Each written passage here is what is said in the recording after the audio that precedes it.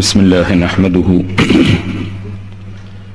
ونستعينه ونؤمن به ونتوكل عليه ونعوذ بالله من شرور أنفسنا ومن سيئات أعمالنا من يهده الله فلا مضل له ومن يضلل فلا هادي له نشهد أن لا إله إلا الله وحده لا شريك له ونشهد أن محمدا عبده ورسوله أرسله بالهدى ودين الحق ليظهره على الدين كله ولو كره المشركون اللهم صل وسلم وبارك على رسولك وحبيبك سيدنا محمد وعلى آل وأصحاب سيدنا ومولانا محمد وعلى جميع الأنبياء والمرسلين والآل والصحابة أجمعين أما بعد أعوذ بالله من الشيطان الرجيم بسم الله الرحمن الرحيم والمؤمنون والمؤمنات بعضهم أولياء بعض يأمرون بالمعروف وينهون عن المنكر ويقيمون الصلاة ويؤتون الزكاة ويطيعون الله ورسوله أولئك سيرحمهم الله إن الله عزيز حكيم وعد الله المؤمنين والمؤمنات جنات تجري من تحتها الأنهار خالدين فيها ومساكن طيبة في جنات عدن ورضوان من الله أكبر ذلك هو الفوز العظيم صدق الله العلي العظيم صدق وبلغ رسوله النبي الكريم ونحن على ذلك من الشاهدين الشاكرين والحمد لله رب العالمين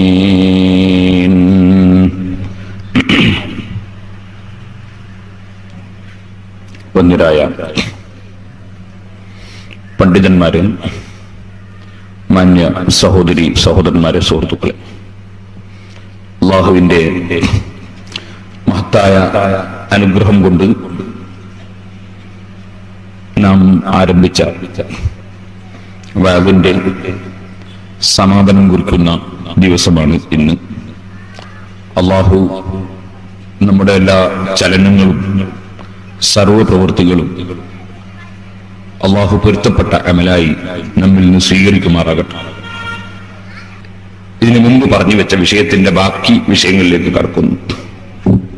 അല്ലെങ്കിൽ ഇമാം മുസ്ലിം റിപ്പോർട്ട് ചെയ്തൊരു ഹദീസിൽ ഉണ്ട്, ഖിയാമത്ത് നാളിൽ അല്ലാഹു സുബ്ഹാനഹു വ തആല മനുഷ്യനോട് ചോദിക്കുന്ന ഒരു ചോദ്യം, യാ അബ്ദി ഇസ്തതഅംതുക ഫലം തുത്ഇംനി, എന്റെ അടിമയായ മനുഷ്യ, നിന്നോട് ഞാൻ ഭക്ഷണം ചോദിച്ചിട്ട് നീ എനിക്ക് ഭക്ഷണം തന്നില്ലല്ലോ.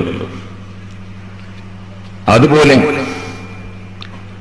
ഞാൻ നിന്നോട് വസ്ത്രം ചോദിച്ചിട്ട് നീ വസ്ത്രം തന്നില്ലല്ലോ. മരുത്തു ഫലം തഉദിനി, ഞാൻ രോഗിയായിട്ട് നീ എന്നെ കാണാൻ വന്നില്ലല്ലോ. ഇങ്ങനെ അല്ലാഹു തആല ചോദിക്കുന്ന ഒരു സന്ദർഭം ഉണ്ടെന്ന് ഹദീസിലുണ്ട്. അപ്പോൾ മുഅ്മിനീങ്ങൾ അല്ലാഹുവിനോട് ചോദിക്കും, അല്ലാഹുവേ, നിനക്ക് രോഗമുണ്ടാവുകയില്ലല്ലോ, നിനക്ക് വസ്ത്രമില്ലാത്ത അവസ്ഥകൾ ഉണ്ടാകുന്ന സൃഷ്ടിയല്ലല്ലോ, നീ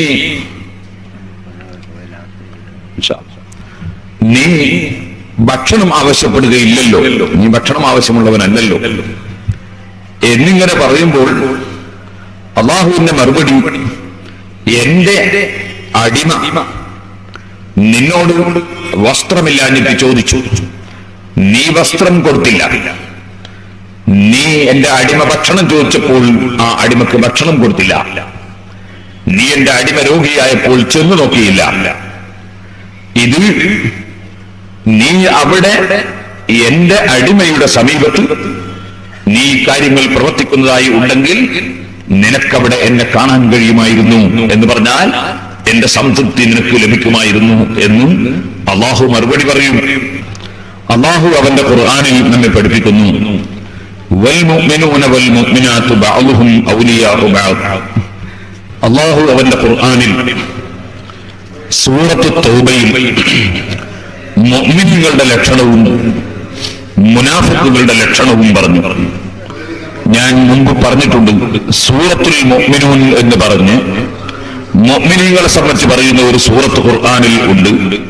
സൂറത്തുൽ മുനാഫിഖൂൻ എന്ന് പറഞ്ഞ് ഈമാൻ ഇല്ലാതെ, മനസ്സിന്റെ ഉള്ളിൽ വിശ്വാസമില്ലാതെ നിസ്കരിക്കുകയും പള്ളിയിൽ പോവുകയും ഒക്കെ ചെയ്യുന്ന ആളുകളെ സംബന്ധിച്ച് പറയുന്ന സൂറത്ത് വേറെയും ഖുർആനിൽ ഉണ്ട്. ഇന്ന് രാവിലെ ഇവിടെ ദർസ് നടത്തുന്ന സമയത്ത് മുതഅല്ലിമീങ്ങൾക്ക് ഓതിക്കൊടുത്തൊരു ഹദീസ് അത് പറഞ്ഞപ്പോൾ എന്റെ ഓർമ്മയിൽ വരികയാണ്.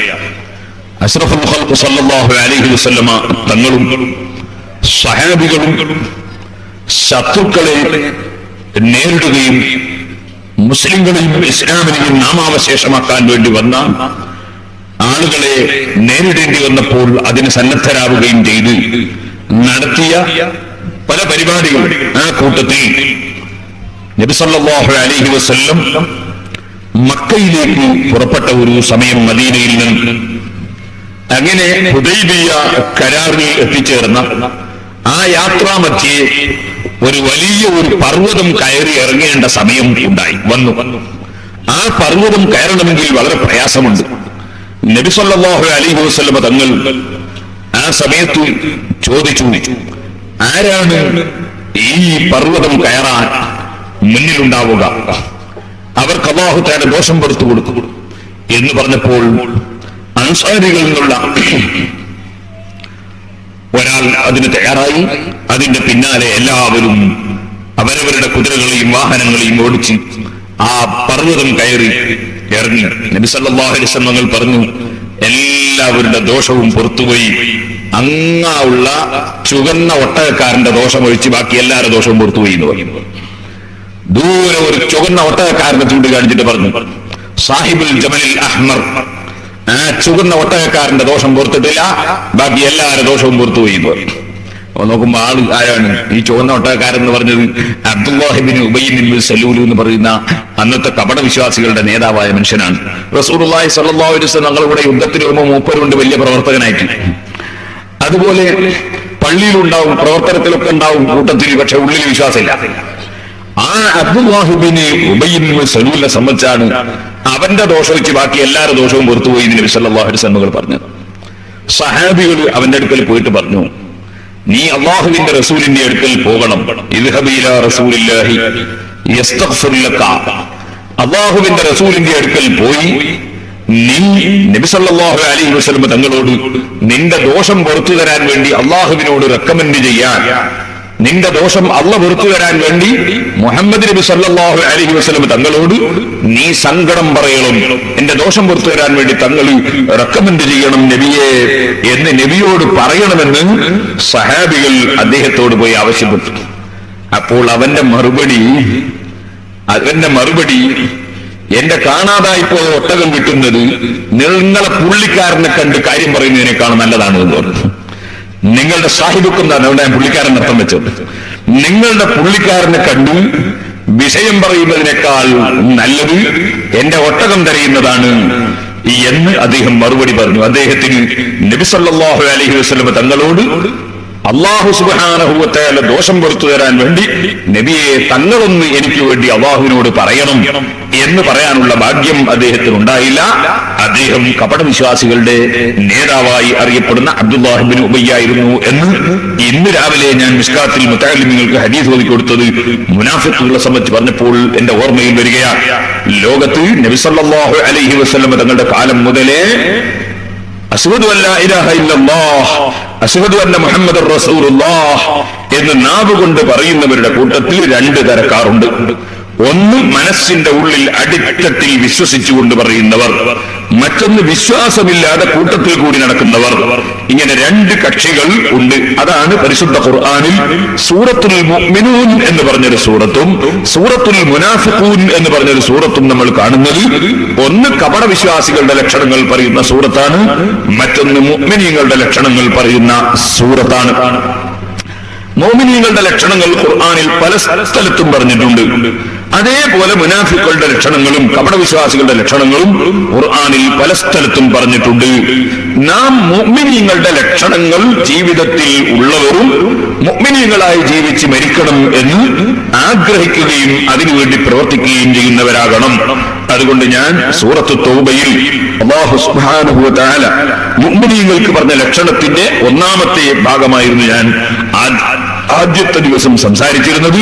ഇനി അതിന്റെ ബാക്കി ഭാഗമാണ് ഇന്ന് സംസാരിക്കാൻ പോകുന്നത്. വൽ മുഅ്മിനൂന വൽ മുഅ്മിനാതു ബഅ്ദുഹും ഔലിയാഉ ബഅദ് യഅ്മുറൂന ബിൽ മഅറൂഫി വയൻഹൗന അനിൽ മുൻകരി ويقيمون الصلاة ويؤتون الزكاة ويطيعون الله ورسوله أولئك سيرحمهم الله إن الله عزيز حكيم. الله سبحانه وتعالى ഖുർആനിൽ ഈ സൂറത്ത് തൗബയിൽ 67-ാമത്തെ ആയത്തിൽ മുനാഫിക്കുകളുടെ ലക്ഷണവും 71-ാമത്തെ ആയത്തിൽ മുഅ്മിനീങ്ങളുടെ ലക്ഷണവുമാണ് പറഞ്ഞിട്ടുള്ളത്. 68-ാമത്തെ ആയത്തിൽ മുനാഫിക്കുകൾക്ക് കപടവിശ്വാസികൾക്ക് അല്ലാഹു തആല നൽകുന്ന ശിക്ഷയും 72-ാമത്തെ ആയത്തിൽ മുഅ്മിനീങ്ങൾക്ക് അല്ലാഹു തആല നൽകുന്ന പ്രതിഫലവുമാണ് പരാമർശിച്ചിട്ടുള്ളത്. എന്താണ് മുഅ്മിനീങ്ങളുടെ ലക്ഷണം പറഞ്ഞത്? ആ ലക്ഷണം നമുക്കുണ്ടോ എന്നാണ് നാം ചിന്തിക്കേണ്ടത്. ഇല്ലെങ്കിൽ അതുണ്ടാകാനാണ് പരിശ്രമിക്കേണ്ടത്. വൽ മുഅ്മിനൂന വൽ മുഅ്മിനാതു ബഅ്ദുഹും ഔലിയാഉ ബഅദ്. സത്യവിശ്വാസികളായ ആളുകൾ അവർ പരസ്പരം സഹായികളും സഹകാരികളുമാണ്. പരസ്പരം സഹായികളും സഹകാരികളുമാണ്. ഞാൻ ഇതിനെ സംബന്ധിച്ച് കഴിഞ്ഞ ദിവസം പ്രസംഗിക്കുമ്പോൾ പറഞ്ഞിട്ടുണ്ട്. അതുകൊണ്ട് വിശദമായി അതിലേക്ക് ഇനിയും കടന്ന് സംസാരിക്കാൻ ഉദ്ദേശിക്കുന്നില്ല. ശേഷം അല്ലാഹു പറയുന്നു, യഅ്മുറൂന ബിൽ മഅറൂഫി വയൻഹൗന അനിൽ മുൻകർ. സത്യവിശ്വാസികളുടെ ലക്ഷണം യഅ്മുറൂന ബിൽ മഅറൂഫി, ഇസ്ലാമിൽ അറിയപ്പെട്ട കാര്യങ്ങൾ, നല്ലതായ വിഷയങ്ങൾ അത് ചെയ്യണമെന്നവർ കൽപ്പിക്കുന്നവരാണ്. വയൻഹൗന അനിൽ മുൻകരി, നിഷിദ്ധമായ വിഷയങ്ങൾ വിരോധിക്കുന്നവരാണ്. എന്തെല്ലാം നന്മകളുണ്ടോ അത് കൽപ്പിക്കുന്നവരാകണം, എന്തെല്ലാം നിഷിദ്ധങ്ങളുണ്ടോ അത് വിരോധിക്കുന്നവരുമാകണം. അതാണ് യഅ്മുറൂന ബിൽ മഅറൂഫി വയൻഹൗന അനിൽ മുൻകർ. ഇത് പറയുമ്പോൾ നമുക്ക് തോന്നും ഇതൊരു എളുപ്പമുള്ള കാര്യമാണ്. നല്ല കാര്യം മനുഷ്യന്മാരോട് പറയുന്നതിന് എന്താണ്, മോശമായ കാര്യം വിരോധിക്കുന്നതിന് എന്താണെന്ന് നമുക്ക് തോന്നും. ഇവിടെ നിങ്ങൾ ചിന്തിക്കണം, അല്ലാഹു സുബ്ഹാനഹു വ തആല ലോകത്ത് 2 തരം മനുഷ്യന്മാരെ സൃഷ്ടിച്ചിട്ടുണ്ട്. ഒരു വിഭാഗം നല്ലത് നടപ്പാകുന്നതും നല്ലത് നിലനിൽക്കുന്നതും നല്ലതുണ്ടാകുന്നതും താല്പര്യമുള്ളവരാണ്. അതേ സമയത്ത് എപ്പോഴും നന്മയുടെ ശത്രുക്കളായി തിന്മയുടെ വക്താക്കളായി അങ്ങനെയും ചില ആളുകൾ ഈ ഭൂമിലോകത്ത് ഉണ്ട്. ഈ തിന്മയുടെ വക്താക്കൾക്ക് നന്മ പറഞ്ഞു കൊടുക്കുമ്പോൾ അലർജിയാണ്. അവരാ പറഞ്ഞവനെ ദ്രോഹിക്കാൻ എന്തുണ്ട് വഴി, ആ പറഞ്ഞവന് കുറ്റം കണ്ടുപിടിക്കാൻ എന്തുണ്ട് വഴി, അവനെ നിസ്സാരപ്പെടുത്താൻ എന്തുണ്ട് വഴി എന്ന് ചിന്തിക്കുന്ന സ്വഭാവം ഈ തിന്മയുടെ വക്താക്കളും നന്മയുടെ ശത്രുക്കളുമായ ആളുകൾക്കുണ്ടാകും. ഇതുകൊണ്ടാണ് ഈ വിഷയം പറഞ്ഞ സ്ഥലങ്ങളിൽ നിങ്ങൾക്ക് കാണാം, പരിശുദ്ധ ഖുർആനിൽ തന്നെ ബഹുമാനപ്പെട്ട ലുഖ്മാൻ റളിയല്ലാഹു തആല അൻഹു സ്വന്തം മകനോട് വസിയ്യത്ത് ചെയ്ത വസിയ്യത്തുകൾ സൂറത്തുൽ ലുഖ്മാനിൽ അല്ലാഹു പഠിപ്പിച്ചപ്പോൾ കാണാം നിങ്ങൾക്ക്. വഅ്മുർ ബിൽ മഅറൂഫി വൻഹ അനിൽ മുൻകരി യാ ബുനയ്യ അഖിമിസ് സ്വലാത്ത വഅ്മുർ ബിൽ മഅറൂഫി വൻഹ അനിൽ മുൻകരി വസ്ബിർ അലാ മാ അസാബക ഇന്ന ദാലിക മിൻ അസ്മിൽ ഉമൂർ. ലുഖ്മാനുൽ ഹക്കീം നബിയാണോ വലിയാണോ? പണ്ഡിതന്മാർക്കിടയിൽ ഒരു വലിയ ചർച്ചയാണ്. വദുൽഖർനൈനി ലം യുറഫ് നബിയ കദാ ലുഖ്മാനു ഫഅ്ദർ അൻ ജിദാലി എന്ന് ബദുല്ലമാനിൽ പറഞ്ഞിട്ടുണ്ട്. ദുൽഖർനൈനി റളിയല്ലാഹു അൻഹു ലോകമൊട്ടാകെ അടക്കി ഭരിച്ച വലിയ സ്ഥാനമാനമുള്ള ഒരു വലിയ മഹാനായിരുന്നു ദുൽഖർനൈനി റളിയല്ലാഹു അൻഹു. ദുൽഖർനൈനി റളിയല്ലാഹു അൻഹു അതുപോലെ ലുഖ്മാനുൽ ഹക്കീം റളിയല്ലാഹു അൻഹു പൂർവകാലത്ത് കഴിഞ്ഞുപോയ രണ്ട് മഹാന്മാരാണ്. അവരാ രണ്ടുപേരും നബിയായി അറിയപ്പെട്ടിട്ടില്ലെന്നാണ് പറഞ്ഞത്. നബി അല്ല എന്ന് ഉറപ്പിച്ച് പറയണ്ട, നബിയാണെന്ന് വിധിക്കുകയും വേണ്ട. രണ്ടുമല്ലാതെ നീ പറയാൻ പറ്റുന്ന വാചകം ലം യുറഫ് നബിയ, നബിയായി അറിയപ്പെട്ടിട്ടില്ല. അഥവാ അദ്ദേഹം നബിയാണെങ്കിൽ അദ്ദേഹത്തിന്റെ നുബുവത്ത് നിഷേധിച്ച തകരാറ് നമ്മുടെ വിശ്വാസത്തിന് സംഭവിക്കരുത്. അദ്ദേഹം നബി അല്ലെങ്കിൽ അദ്ദേഹം നബിയാണ് എന്ന് നമ്മൾ ഇല്ലാത്ത സ്ഥാനം കൊടുത്തതിന്റെ പേരിലും നമ്മൾ അല്ലാഹുവിങ്കൽ ചോദ്യം ചെയ്യപ്പെടരുത്. ഏത് വിഷയം പറയുമ്പോഴും ആ വിഷയത്തെക്കുറിച്ച് വ്യക്തമായി ബോധ്യപ്പെട്ടതിന് ശേഷം അല്ലാതെ ഒരാളും ഒന്നും പറയരുത് എന്നതാണ് ഇസ്ലാമിന്റെ നിയമം. ലാ തഖ്ഫു മാ ലൈസ ലക ബിഹി ഇൽമുൻ ഇന്നസ് സമഅ വൽ ബസറ വൽ ഫുആദ കുല്ലു ഉലൈക കാന അൻഹു മസ്ഊലാ. കാതും കണ്ണും മനസ്സും നാവും എല്ലാം അല്ലാഹുവിങ്കൽ ചോദ്യം ചെയ്യപ്പെടുന്നതാണ്. ഇതുകൊണ്ടാണ് ബദുഉല്ലമാനിൽ പറയുമ്പോ ലുഖ്മാനുൽ ഹക്കീം നബി അല്ല എന്ന് പറഞ്ഞില്ല, ദുൽഖർനൈനി നബി അല്ല എന്ന് പറഞ്ഞില്ല, മറിച്ച് നബിയായി അറിയപ്പെട്ടിട്ടില്ലെന്ന് പറഞ്ഞു. ഇരിക്കട്ടെ, നബിയായി അറിയപ്പെട്ടിട്ടില്ലെങ്കിലും നബിയാണെന്ന് വരെ അഭിപ്രായങ്ങൾ വന്ന വലിയ മഹാന്മാരാണ് രണ്ടുപേരും. ആ കൂട്ടത്തിൽ ലുഖ്മാനുൽ ഹക്കീം റളിയല്ലാഹു അൻഹുവിന്റെ ഉപദേശങ്ങൾ പരിശുദ്ധ ഖുർആനിൽ അല്ലാഹു സൂറത്തുൽ ലുഖ്മാൻ എന്ന പേരിൽ, ഈ വലിയിന്റെ പേരിൽ അല്ലാഹു തആല ഖുർആനിൽ അവതരിപ്പിച്ച സൂറത്ത്, അതാണ് സൂറത്തുൽ ലുഖ്മാൻ. പരിശുദ്ധ ഖുർആനിൽ സൂറത്തുൽ അംബിയാ എന്ന് പറഞ്ഞിട്ട് അംബിയാക്കളുടെ പേരിൽ പ്രത്യേകം സൂറത്തുണ്ട്. നബിമാരിൽ നിന്ന് ഇബ്രാഹിം നബിയുടെ പേരിൽ പ്രത്യേകം സൂറത്തുണ്ട്. മുഹമ്മദ് നബി സല്ലല്ലാഹു അലൈഹി വസല്ലം തങ്ങളുടെ പേരിൽ പ്രത്യേകം സൂറത്തുണ്ട്. അതുപോലെ ഹൂദ് നബി അലൈഹിസ്സലാമിന്റെ പേരിൽ പ്രത്യേകം സൂറത്തുണ്ട്. അങ്ങനെ തുടങ്ങിയിട്ട് അല്ലാഹുവിന്റെ ഖുർആനിൽ പല നബിമാരുടെയും പേരിൽ സൂറത്തുകളുണ്ട്. അംബിയാക്കളെ സംബന്ധിച്ച് മൊത്തത്തിലും സൂറത്തുണ്ട്.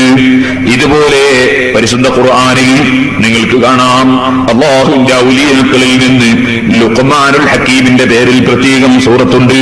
മറിയം ബീവി റളിയല്ലാഹു അൻഹയുടെ പേരിൽ പ്രത്യേകം സൂറത്തുണ്ട്. അങ്ങനെ അല്ലാഹു സുബ്ഹാനഹു വ തആല അവതരിപ്പിച്ച സൂറത്തുൽ ലുഖ്മാനിൽ വഇദ് ഖാല ലുഖ്മാനു ലിബ്നിഹി വഹുവ യഅ്ദുഹു യാ ബുനയ്യ ലാ തുശ്രിക് ബില്ലാഹ് ഇന്നശ്ശിർക ലദുൽമുൻ അദീം എന്ന് പറഞ്ഞുകൊണ്ട് അല്ലാഹു സുബ്ഹാനഹു വ തആല അതാ ലുഖ്മാനുൽ ഹക്കീം തങ്ങൾ മകനോട് പറഞ്ഞ വഅദ് ഖുർആനിൽ എടുത്തുദ്ധരിക്കുന്നു. ആ വഅദിന്റെ കൂട്ടത്തിൽ ഒന്നാമതായി പറഞ്ഞ വഅദ്, ഓ മോനെ, കുഞ്ഞു മോനെ, നീ അല്ലാഹുവിന് മറ്റൊരാളെയും പങ്കു ചേർക്കരുത് കേട്ടോ. അല്ലാഹുവിന് തുല്യനായി ഒരു വിഷയത്തിലും ഒരാളും ഇല്ല. അല്ലാഹു സുബ്ഹാനഹു വ തആലയോട് ഒരു വിഷയത്തിലും കൂറുള്ള ഒരാളും ഇല്ല. ഏതെല്ലാം സൃഷ്ടികൾക്ക് എന്തെല്ലാം അധികാരങ്ങളുണ്ടോ, ഏതെല്ലാം സൃഷ്ടികൾക്ക് എന്തെല്ലാം കഴിവുകളുണ്ടോ, ഏതെല്ലാം സൃഷ്ടികൾക്ക് എന്തെല്ലാം ഉണ്ടോ, അത് മുഴുവനും അല്ലാഹു കൊടുക്കുന്നത് മാത്രമാണ്. അല്ലാഹുവിന്റെ അധികാരത്തിലോ അല്ലാഹുവിന്റെ സ്ഥാനത്തിലോ അല്ലാഹുവിന്റെ അറിവിലോ അല്ലാഹുവിന്റെ കഴിവിലോ അല്ലാഹുവിന്റെ എന്തെങ്കിലും ഒരു കാര്യത്തിൽ ഒരു സൃഷ്ടിക്കും ഒരു കൂറും ഇല്ല. അല്ലാഹുവിന് മാത്രമുള്ള സവിശേഷതകൾ, ആ സവിശേഷതകൾ മറ്റൊരാളും കൂറില്ല. അതിൽപ്പെട്ട ഒന്നാണ് സഹോദരന്മാരെ, അല്ലാഹു സുബ്ഹാനഹു വ തആല മറ്റൊരാളിലേക്ക് ആവശ്യം ഇല്ലാത്തവനാണ്. അവരിലേക്ക് എല്ലാവരും ആവശ്യം ഉള്ളവരാണ്. അല്ലാഹു എന്തുകൊണ്ടും ഏകനാണ്. അല്ലാഹുവിന് തുല്യനായി ഒരു വിഷയത്തിലും ഒരാളും ഇല്ല. ഇതുപോലെ അല്ലാഹു ജല്ല ജലാലുഹു മറ്റുള്ളവരെ പോലെയല്ല. അല്ലാഹു ഖദീമായ അറിവുള്ളവനാണ്. അല്ലാഹുവിന്റെ അറിവിന് തുടക്കമില്ലാത്ത നിലക്കുള്ള അറിവാണ്. നേരെ മറിച്ച് പിന്നീട് വരുന്ന കാര്യങ്ങളും ഇപ്പോൾ നടക്കുന്ന കാര്യങ്ങളും മനസ്സിന്റെ ഉള്ളിലുള്ള കാര്യങ്ങളും ലൗഹുൽ മഹ്ഫൂദിൽ എഴുതി വെച്ച കാര്യങ്ങളുമൊക്കെ അമ്പിയാക്കൾക്ക് അറിയാൻ സാധിക്കാറുണ്ട്, ഔലിയാക്കൾക്ക് അറിയാൻ സാധിക്കാറുണ്ട്. ആ അറിവുകളൊന്നും അള്ളാഹുവിന്റെ അറിവ് പോലെയല്ല. അള്ളാഹുവിന്റെ അറിവ് തുടക്കമില്ലാത്ത അറിവാണ്. അമ്പിയാക്കളുടെ അറിവ് ഹാദിസായ അറിവാണ്, പിന്നീടുണ്ടായ അറിവാണ്, നേരത്തെയുള്ള അറിവല്ല. അല്ലാഹു തആല മനസ്സിലുള്ളത് അറിയുന്നു, നബി സല്ലല്ലാഹു അലൈഹി വസല്ലം തങ്ങളും മനസ്സിലുള്ളത് അറിയുന്നു എന്ന് പറഞ്ഞാൽ നബിയെ അല്ലാഹുവിനെ പോലെ ആക്കലായി പോവുകയില്ല എന്ന് തെറ്റിദ്ധരിച്ചു പോയ ചില ആളുകളുണ്ട്. ആ ധാരണ തെറ്റാണ്. അല്ലാഹുവിന്റെ അറിവ് തുടക്കമില്ലാത്ത അറിവാണ്, മറ്റൊരാൾ പഠിപ്പിച്ചു കൊടുത്തിട്ടുള്ള അറിവല്ല. നേരത്തെ ഒരു അറിവില്ലായ്മ എന്നത് അല്ലാഹുവിന് മുൻകടന്നിട്ടില്ല. അല്ലാഹു തആല ഉള്ളതിന് തുടക്കമില്ലാത്തതുപോലെ അവന്റെ അറിവിനും തുടക്കം ഇല്ല. അതേസമയത്ത് മുഹമ്മദ് നബി സല്ലല്ലാഹു അലൈഹി വസല്ലം തങ്ങൾ ഒരാളുടെ മനസ്സിലുള്ള കാര്യം അറിയുന്നു എന്ന് പറഞ്ഞാൽ അല്ലാഹുവിന്റെ റസൂല് തന്നെ മുമ്പ് ഇവിടെ ഉണ്ടായിരുന്നില്ല. റസൂലുള്ള ഖദീമല്ല, ഹാരിസാണ്. മുഹമ്മദ് നബി അല്ലാഹ് ഉണ്ടാക്കിയിട്ടുണ്ടായതാണ്. അതുകൊണ്ട് തന്നെ മുഹമ്മദ് നബിയുടെ അറിവും അല്ലാഹ് ഉണ്ടാക്കിയിട്ടുണ്ടായ അറിവാണ്, അല്ലാഹ് കൊടുത്തിട്ട് കിട്ടിയ അറിവാണ്. അല്ലാഹുവിന്റെ അറിവ് പോലെയല്ല. മലക്കുകളുടെ അറിവും അല്ലാഹുവിന്റെ അറിവും തുല്യമല്ല. മലക്കുകളുടെ അറിവ് അവർക്ക് അല്ലാഹ് കൊടുത്തിട്ടുള്ള അറിവാണ്. നേരെ മറിച്ച് അല്ലാഹുവിന്റെ അറിവ് മറ്റൊരാൾ കൊടുത്തിട്ട് കിട്ടിയതല്ല, തുടക്കമില്ലാത്ത നിലക്കുള്ള അറിവാണ്. ബഹുമാനപ്പെട്ട മുഹീദ്ദീൻ ശൈഖ് റളിയല്ലാഹു അൻഹു കുപ്പിയകത്തുള്ള വസ്തുവിനെ പോലെ കാണും ഞാൻ നിങ്ങളെ കൽബകമെന്നോവർ. നിങ്ങളെ മനസ്സിന്റെ ഉള്ളിലുള്ളത് കുപ്പിയിലുള്ള വസ്തു കാണുന്നത് പോലെ ഞാൻ കാണുമെന്ന് പറഞ്ഞത് മുഹീദ്ദീൻ മാലയിലുണ്ട്. സഹോദരന്മാരെ, അപ്പൊ അല്ലാഹുവിനെ പോലെയായി പോവുകയില്ലേ എന്ന തെറ്റിദ്ധാരണക്ക് അവകാശമില്ല. അല്ലാഹു തആല ഒരു മനുഷ്യന്റെ മനസ്സിലുള്ളതും മനസ്സിലുണ്ടാകുന്നതുമൊക്കെ ആ മനുഷ്യൻ ഉണ്ടാകുന്നതിന് മുമ്പ്, മുഹീദ്ദീൻ ശൈഖ് ജനിക്കുന്നതിന് മുമ്പ്, ആദം നബി തന്നെ ഉണ്ടാകുന്നതിന് മുമ്പ്, മലക്കുകൾ ഉണ്ടാകുന്നതിന് മുമ്പ്, സൂര്യനും ചന്ദ്രനും ഭൂമിയും ഉണ്ടാകുന്നതിന് മുമ്പ് അല്ലാഹുവിനറിയാം ഇന്ന ആളുകളൊക്കെ ജനിക്കും, ഇന്ന ആളുകളുടെ മനസ്സിൽ ഇന്നതൊക്കെ ഉണ്ടാകും.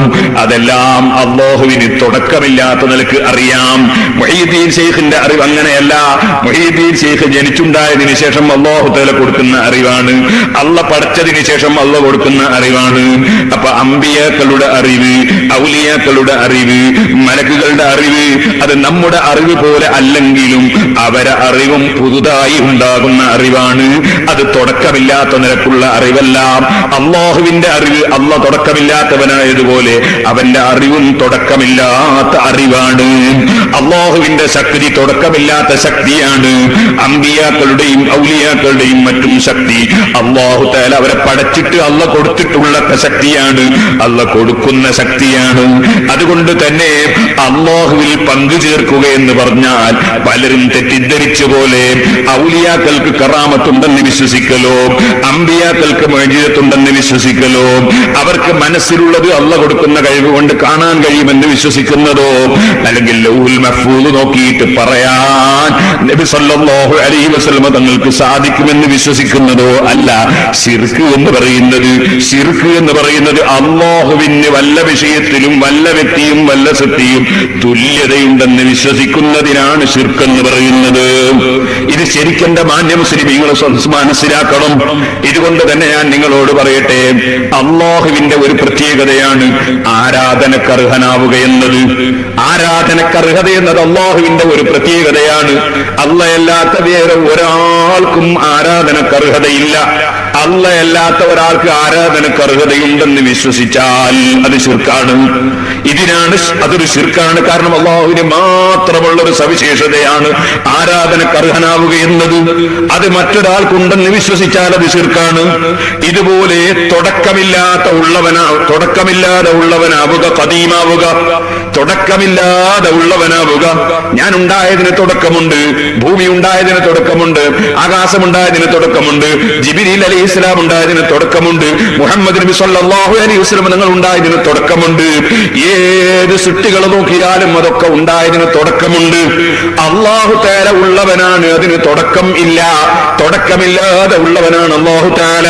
ഇനി തുടക്കമില്ലാതെ ഉള്ള മറ്റൊരാളുണ്ടെന്ന് വിശ്വസിച്ചാൽ അത് അല്ലാഹുവിൽ പങ്കുചേർക്കലാണ്, അല്ലാഹുവിൽ ശിർക്കാണ്. അറിവാണ്. ഇതുപോലെ അള്ളാഹുവിന്റെ അറിവ് ഞാൻ പറഞ്ഞല്ലോ സ്വന്തമായി തുടക്കമില്ലാതെയുള്ള അറിവാണ്.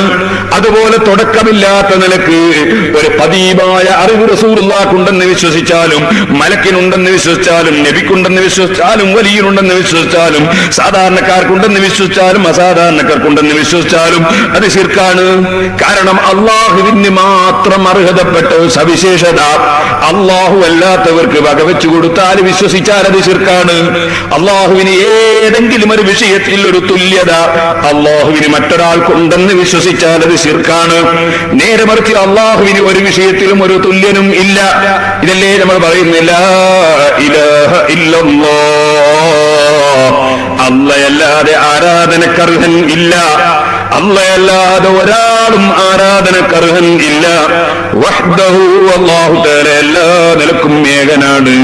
ലാ ശരീക ലഹു, ഒരു വിഷയത്തിലും അല്ലാഹുവിന് തുല്യനില്ല, അല്ലാഹുവിന് കൂറുകാരില്ല. അല്ലാഹുവിന്റെ ഒരു കാര്യത്തിലും അല്ലാഹുവിനോട് ആരും കൂറാകുന്നില്ല. അള്ളാഹുവിന്റെ അറിവ് വേറെ തന്നെ അറിവാണ്. സൃഷ്ടികളെ അറിവ് പോലെയല്ല. സൃഷ്ടികളെ അറിവ് അള്ളാഹ് കൊടുത്തിട്ട് കിട്ടുന്ന അറിവാണ്. അള്ളാഹുവിന്റെ അറിവ് അങ്ങനെയല്ല. ഓ നബിയെ, അങ്ങേക്കില്ലാത്ത അറിവ് അള്ളാഹു തആല തങ്ങൾക്ക് തന്നു എന്ന് ഖുർആൻ പറയുന്നു. അള്ളാഹുവിന്റെ റസൂലിന് അള്ളാഹു തആല ഇല്ലാത്ത അറിവ് കൊടുത്തു. നമുക്ക് തരാത്ത എത്രയോ അറിവുകൾ കൊടുത്തു. അതുകൊണ്ടല്ലേ സഹോദരന്മാരെ, ഓരോ വ്യക്തികളെ സംബന്ധിച്ചും അവരുടെ മനസ്സിന്റെ ഉള്ളിലുള്ളത് നോക്കി പറയാൻ നബി സല്ലല്ലാഹു അലൈഹി വസല്ലം തങ്ങൾക്ക് സാധിക്കുന്നു. ഒരുപാട് ഹദീസുകൾ സഹീഹുൽ ബുഖാരിയിലില്ലേ. ഒരു ദിവസം നബി സല്ലല്ലാഹു അലൈഹി വസല്ലം തങ്ങൾ ഒരു സ്ഥലത്ത് ഒരു വീട്ടിൽ ചെന്നപ്പോൾ ആ വീട്ടിൽ തൊട്ടടുത്തുള്ള വീട്ടുകാരൊക്കെ റസൂലുള്ളാഹി വന്നു എന്നുള്ള നിലക്ക് ആ വീട്ടിലേക്ക് വന്നു. അപ്പൊ ഒരാളെ കാണുന്നില്ല. അപ്പോൾ എന്താണ് കാണാത്തത്? മാലിക് ഇബ്നു ദുഖ്ശൻ എന്നാണ് അദ്ദേഹത്തിന്റെ പേര്. തൊട്ടടുത്ത വീട്ടിലുള്ള മാലിക് ഇബ്നു ദുഖ്ശൻ എന്ന് പറയുന്ന ആളെ കാണുന്നില്ല. അപ്പോൾ ഒരാൾ ചോദിച്ചു, എവിടെ പോയി മാലിക് ഇബ്നു ദുഖ്ശൻ? ഉടനെ തന്നെ അവിടെ വെച്ച് ഒരാൾ പറയുന്നു, നബിയേ, അല്ലാഹുവിന്റെ റസൂൽ മാലിക് ഇബ്നു ദുഖ്ശനെ സംബന്ധിച്ച് ചോദിക്കുകയാണ്, എവിടെ പോയി? സാധാരണ ഒരു സ്ഥലത്ത് ചെല്ലുമ്പോൾ അവിടെ നിന്റെ തൊട്ടടുത്തുള്ള ആളുകളൊക്കെ വന്ന് കാണുമ്പോൾ ഒരു വീട്ടുകാരനെ കാണാതിരിക്കുമ്പോൾ ചോദിക്കുന്ന ഒരു നേതാവിന്റെ സാധാരണ സ്വഭാവമല്ലേ? നബി സല്ലല്ലാഹു അലൈഹി വസല്ലം ചോദിക്കുകയാണ്, മാലിക് ഇബ്നു ദുഖ്ശൻ എവിടെ? ഉടനെ തന്നെ പറയുന്നു, നബിയേ, ഹുവ മുനാഫിഖുൻ, അദ്ദേഹം കപട വിശ്വാസിയാണ്. ലാ യുഹിബ്ബുല്ലാഹു വറസൂലുഹു, അല്ലാഹുവിനെയും റസൂലിനെയും അയാൾ ഇഷ്ടപ്പെടുന്നില്ല. റസൂലുള്ളാഹിനെ തിരുത്തിണ്ടെങ്കിൽ റസൂലുള്ള വന്നാൽ അയാളൊന്ന് ഇവിടെ ഇറങ്ങി വരണ്ടേ? റസൂലുള്ളാഹി വീട്ടിൽ വന്നിട്ട് എന്തുകൊണ്ട് അയാൾ ഇറങ്ങി വന്നില്ല? അയാൾക്ക് റസൂലുള്ളാഹി സ്വല്ലല്ലാഹു അലൈഹി വസല്ലം തങ്ങളോട് പറയാണ്, അയാൾ മുനാഫിഖാണ് നബിയെ. ഉടനെ തന്നെ റസൂലുള്ളാഹി സ്വല്ലല്ലാഹു അലൈഹി വസല്ലം തങ്ങൾ പറഞ്ഞു, ഇങ്ങനെ പറയാൻ പാടില്ല. അദ്ദേഹം മൂഖിനം ബിഖൽബിഹി, അദ്ദേഹത്തിന്റെ മനസ്സിൽ ഉറപ്പിച്ചുകൊണ്ട് വിശ്വസിച്ച് പ്രഖ്യാപിക്കുന്ന ആളാണ്. അയാൾ ലാ ഇലാഹ ഇല്ലല്ലാഹു മുഹമ്മദുർ റസൂലുള്ളാഹി എന്നത് മനസ്സിന്റെ ഉള്ളിൽ ഉറപ്പിച്ചിട്ട് പ്രഖ്യാപിക്കുന്ന ആളാണെന്ന് മുഹമ്മദുർ റസൂലുള്ളാഹി. മാലിക് ഇബ്നു ദുഖ്ശൻ ഈ സദസ്സിലില്ല, വേറെ ഏതോ സ്ഥലത്താ ഉള്ളത്. ആ സ്ഥലത്തുള്ള ആളെ മനസ്സിൽ അല്ലാഹുവിനെയും റസൂലിനെയും സ്നേഹിക്കുന്നുണ്ടെന്നും അദ്ദേഹത്തിന്റെ മനസ്സിൽ ഉറച്ച വിശ്വാസമുണ്ടെന്നും വീട്ടിലിരുന്നിട്ട് റസൂലുള്ളാഹി അങ്ങ് പറയുകയാണ്, അതാ കുപ്പിയകത്തുള്ള വസ്തുവിനെ പോലെ കാണും ഞാൻ നിങ്ങളെ ഖൽബകമെന്നോർ എന്ന് കറാമത്ത് മുഖേന മുഹീദ്ദീൻ ശൈഖ് റളിയല്ലാഹു അൻഹു പറഞ്ഞില്ലേ? മുഅ്ജിസത്ത് മുഖേന നബി സല്ലല്ലാഹു അലൈഹി വസല്ലം നിങ്ങൾ അറിഞ്ഞിട്ടാ പറഞ്ഞത്. ഇതുപോലെ ബുഖാരിയിൽ തന്നെ നിങ്ങൾക്ക് കാണാം, ഒരു ദിവസം നബി സല്ലല്ലാഹു അലൈഹി വസല്ലം നിങ്ങൾ പറഞ്ഞു, ബൈനമാ റജുലുൻ യസൂഖു ബഖറതൻ, ഒരാൾ ഒരു പശുവിനെയും തെളിച്ചിങ്ങനെ പോകുമ്പോ ആ പശു അദ്ദേഹത്തിലേക്ക് തിരിഞ്ഞു നോക്കിയിട്ട് പറഞ്ഞു, അതെ, ആ പശുവിന്റെ പുറത്ത് അദ്ദേഹം കയറി. അങ്ങനെ അദ്ദേഹം പശുവിന്റെ പുറത്ത് കയറി പോകുമ്പോ ആ പശു തിരിഞ്ഞു നോക്കിയിട്ട് പറഞ്ഞു, എന്നെ ഇതിനു വേണ്ടി പടക്കപ്പെട്ടതല്ല, എന്നെ കൃഷിക്ക് വേണ്ടി പടക്കപ്പെട്ടതാണ് എന്ന് പറഞ്ഞു. ഇതൊക്കെ പറഞ്ഞപ്പോ സ്വഹാബത്ത് പലരും ചോദിച്ചു, ബഖറത്തുൻ തതകല്ലമു യാ റസൂലല്ലാഹ്, പശു സംസാരിക്കുകയോ നബിയെ? ഉടനെ തന്നെ ആ സദസ്സിൽ അബൂബക്കർ റളിയല്ലാഹു അൻഹു ഇല്ല, ഉമർ ഇബ്നുൽ ഖത്താബ് റളിയല്ലാഹു അൻഹു ഇല്ല. ആ സദസ്സിനാണ് ചോദ്യവും മറുപടിയും ഉണ്ടാകുന്നത്. റസൂലുള്ളാഹി ഉടനെ തന്നെ പറഞ്ഞു, ആമന്തു അന വഅബീ ബക്കറിൻ വഉമർ, ഇന്നി ഊമിനു അബൂബക്കറിൻ വഉമർ, അതെ, ഞാനും അബൂബക്കറും ഉമറും ഇത് ഉറപ്പിച്ച് വിശ്വസിക്കുന്നു. സദസ്സിലില്ലാത്ത അബൂബക്കർ റളിയല്ലാഹു അൻഹു ഇത് വിശ്വസിക്കുന്നു എന്ന് റസൂൽ അങ്ങനെ പറഞ്ഞു. അബൂബക്കർ റളിയല്ലാഹു അൻഹു സദസ്സിലില്ലെങ്കിലും ആ അബൂബക്കർ റളിയല്ലാഹു അൻഹു മനസ്സിലുള്ള കാര്യം റസൂലുള്ളാഹിക്ക് അറിയാൻ സാധിക്കുന്നു. ഉമർ ഇബ്നുൽ ഖത്താബ് റളിയല്ലാഹു അൻഹു സദസ്സിലില്ലെങ്കിലും ഉമർ ഇബ്നുൽ ഖത്താബ് റളിയല്ലാഹു അൻഹു മനസ്സിലുള്ള കാര്യം റസൂലുള്ളാഹിക്ക് അറിയാൻ സാധിക്കുന്നു. ഈ അറിവ് റസൂലുള്ളാഹിക്ക് മുഅ്ജിസത്ത് മുഖേന കിട്ടുകയാണ്. ഇതുപോലെ ഔലിയാക്കൾക്ക് ഖറാബത്ത് മുഖേനയും കിട്ടുകയാണ്. അതല്ലേ അബൂബക്കർ ഇബ്നുൽ ഇമാദ് റളിയല്ലാഹു അൻഹു പറഞ്ഞത്, എനിക്ക് വിശ്വാസപരമായ ഒരു വിഷയത്തിൽ ഒരു ചെറിയ സംശയം വന്നപ്പോ ഞാൻ കേട്ടു മുഹീദ്ദീൻ ശൈഖ് റളിയല്ലാഹു അൻഹുവിന്റെ വാദുണ്ടെന്ന്, അദ്ദേഹത്തിന് മനസ്സിലുള്ളത് നോക്കി പറയാൻ സാധിക്കുന്നുണ്ടെന്ന് ഞാൻ കേട്ടിട്ടുണ്ട്. എന്നാൽ എന്റെ മനസ്സിലുള്ളത് അയാളൊന്ന് പറയുമല്ലോ, എന്റെ സംശയമൊന്ന് തീരുമല്ലോ എന്ന് മനസ്സിലാക്കി ഞാൻ അബ്ദുൽ ഖാദിർ ജീലാനിയുടെ സദസ്സിലേക്ക് വാദ് പറയുമ്പോഴങ്ങ് കയറി ചെന്നപ്പോൾ എന്റെ മുഖത്ത് നോക്കിയിട്ട് പറഞ്ഞു, നമ്മളെ വിശ്വാസം സലഫു സാലിഹീങ്ങൾ മുൻഗാമികളായ മഹാന്മാരുടെയും സഹാബത്തിന്റെയും വിശ്വാസമാണ് കേട്ടോ എന്നെന്റെ മുഖത്ത് നോക്കിയിട്ട് അങ്ങ് പറഞ്ഞു.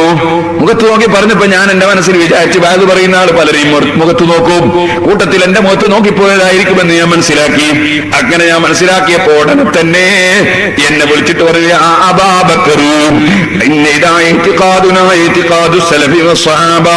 ഓ അബൂബക്കറേ, നമ്മളെ വിശ്വാസം സഹാബത്തിന്റെയും മുൻഗാമികളെയും വിശ്വാസമാണ് കേട്ടോ, അതാണ് ശരിയായ വിശ്വാസം കേട്ടോ എന്ന് അതാ മുഹീദ്ദീൻ ശൈഖ് റളിയല്ലാഹു അൻഹു എന്റെ മുഖത്ത് നോക്കി പറയില്ല, എന്റെ പേര് വിളിച്ചിട്ടങ്ങ് പറഞ്ഞു. എന്നിട്ട് എന്നോട് പറഞ്ഞു, മോനെ നിന്റെ വീട്ടിലേക്ക് പോയിക്കോ, നിന്റെ വീട്ടിൽ ബാപ്പ വന്നിട്ടുണ്ട്, ബാപ്പ വന്നിട്ട് പോയിട്ട് കുറെ കാലമായില്ലേ എന്ന് പറഞ്ഞു. അപ്പൊ ഞാൻ പറഞ്ഞു വന്നത്, ഈ അറിവ് അള്ളാഹുവിന്റെ അറിവിനോട് തുല്യമാണോ? അല്ല. കാരണം അള്ളാഹുവിന്റെ അറിവ് തുടക്കമില്ലാത്ത നിലക്കുള്ള അറിവാണ്. സൃഷ്ടികളുടെ അറിവ് മുഴുവനും അള്ളാഹു തആല കൊടുത്തിട്ട് തുടക്കമുള്ള അറിവാണ്. അപ്പൊ അള്ളാഹുവിന്റെ സവിശേഷതകളിൽ നിന്നുള്ള ഒരു സവിശേഷതയും അവന്റെ ഒരു സൃഷ്ടികൾക്കും ഇല്ല. അള്ളാഹുവിനോട് തുല്യനായി ഒരാളും ഇല്ല. ഈ വിശ്വാസമാണ് തൗഹീദ് എന്ന് പറയുന്നത്. ഈ തൗഹീദിൽ അടിയുറച്ചു നിന്നുകൊണ്ട് നീ ജീവിക്കണം. നീ ശിർക്ക് വിശ്വസിച്ചു പോകരുത്, ശിർക്കുകാരനായി പോകരുത്. അള്ളാഹുവിന് ഒരു വിഷയത്തിലും ഒരു പങ്കുകാരനെയും നീ ചേർക്കരുത്. ഇതാണ് ബഹുമാനപ്പെട്ട ലുഖ്മാനുൽ ഹകീം തങ്ങൾ മകനോട് വസിയ്യത്ത് ചെയ്ത ഒരു വസിയ്യത്ത്. ആ വസിയ്യത്തൊക്കെ പറഞ്ഞുകൊണ്ട് പരിശുദ്ധ ഖുർആൻ പിന്നീട് പറയുന്നു, മോനെ യാ ബുനയ്യ ഖിമിസ്സലാഹ്, മോനെ നീ കൃത്യമായി നിസ്കാരം മുറക്ക് നിർവഹിക്കണം. വഅ്മുറു ബിൽ മഅറൂഫി വൻഹ അനിൽ മുൻകരി, നീ നല്ല കാര്യം കൽപ്പിക്കണം, ചീത്തയായത് വിരോധിക്കണം. ഇത് പറഞ്ഞിട്ട് മഹാനവറുകൾ മകനോടുള്ള വസിയ്യത്ത് വഅദ് നിർത്തുന്നില്ല. ഉടനെ തന്നെ പറയുന്നു, വസ്ബിർ അലാ മാ അസാബക ഇന്ന ദാലിക മിൻ അസ്മിൽ ഉമൂർ. നല്ല കാര്യം പറയുമ്പോ നിന്നെ എല്ലാവരും പൂവിട്ട് സ്വീകരിക്കുമെന്ന് നീ തെറ്റിദ്ധരിക്കരുത്. നല്ല കാര്യം പറഞ്ഞു കൊടുക്കുമ്പോ, മോശമായത് വിരോധിക്കുമ്പോ ആളുകളൊക്കെ നിനക്ക് സ്വീകരണം തരുമെന്ന് നീ ആലോചിക്കരുത്. നീ നല്ല കാര്യം പറയാൻ ഒരുങ്ങിയാൽ, നീ നിഷിദ്ധമായത് വിരോധിക്കാൻ ഒരുങ്ങിയാൽ നിനക്കൊരുപാട് എതിരാളികൾ ഉണ്ടാകും. നിനക്കെതിരായി സംസാരിക്കാൻ ആളുണ്ടാകും, നിനക്കെതിരായി പ്രസംഗിക്കാൻ ആളുണ്ടാകും, നിനക്കെതിരായി കല്ലെറിയാൻ ആളുണ്ടാകും, നിന്നെ പരിഹസിക്കാൻ ആളുണ്ടാകും, നിന്റെ പേരിൽ പച്ചക്കള്ളം കെട്ടി പറയാൻ ആളുണ്ടാകും, നിന്നെ പരിഹസിക്കാൻ ആളുണ്ടാകും. അങ്ങനെ തുടങ്ങിയിട്ട് നിനക്ക് ഒരുപാട് വിഷയങ്ങൾ നേരിടേണ്ടി വരും. നീ നല്ല കാര്യം പറയാൻ ഒരുങ്ങിയാൽ എല്ലാവരും നിന്നെ സ്വീകരിക്കുമെന്ന് നീ തെറ്റിദ്ധരിക്കരുത്. വസ്ബിർ അലാ മാ അസാബക, നീ നല്ല കാര്യം പറയാൻ ഒരുങ്ങിയിട്ട് നിനക്ക് എന്താണോ പ്രശ്നമുണ്ടാകുന്നത്, ആ പ്രശ്നത്തിന്റെ സമയത്ത് നീ ക്ഷമിച്ചു നിൽക്കണം മോനെ. ഇങ്ങോട്ട് ചീത്ത പറയുന്നവരോട് അങ്ങോട്ട് ചീത്ത പറയരുത്, ഇങ്ങോട്ട് കള്ളം പറഞ്ഞാൽ തിരിച്ച് അങ്ങോട്ടൊരു കളവ് പാസാക്കരുത്, ഇങ്ങോട്ട് പരിഹസിച്ചാൽ അങ്ങോട്ട് പരിഹസിക്കരുത്, ഇങ്ങോട്ട് കല്ലെറിഞ്ഞാൽ അങ്ങോട്ട് കല്ലെറിയരുത്. നീ ക്ഷമിച്ചു നിൽക്കണം. വസ്ബിർ അലാ മാ അസാബക ഇന്ന ദാലിക മിൻ അസ്മിൽ ഉമൂർ. അത് ശരിക്ക് തീരുമാനമെടുത്തിട്ടല്ലാതെ നീ പ്രവർത്തന രംഗത്തിറങ്ങേണ്ടതില്ല. അത് തീരുമാനിക്കപ്പെടുന്ന കാര്യമാണ്. അത് ശരിക്കും മനക്കരുത്തുള്ള ഒരു വ്യക്തിക്കല്ലാതെ ജനങ്ങളെ നല്ലതിലേക്ക് ക്ഷണിക്കാൻ കഴിയില്ല, ചീത്ത വിരോധിക്കാൻ കഴിയില്ല. മനക്കരുത്തുള്ളവരെ സംബന്ധിച്ചിടത്തോളം ആരെന്ത് പറഞ്ഞാലും ഒരു പ്രശ്നമല്ല, ആരെന്ത് ചെയ്താലും ഒരു പ്രശ്നമല്ല. അവന്റെ മനസ്സിലെ ഈമാൻ വൽ ഖദരി ഖൈരിഹി വശർരിഹി മിനല്ലാഹി തആല,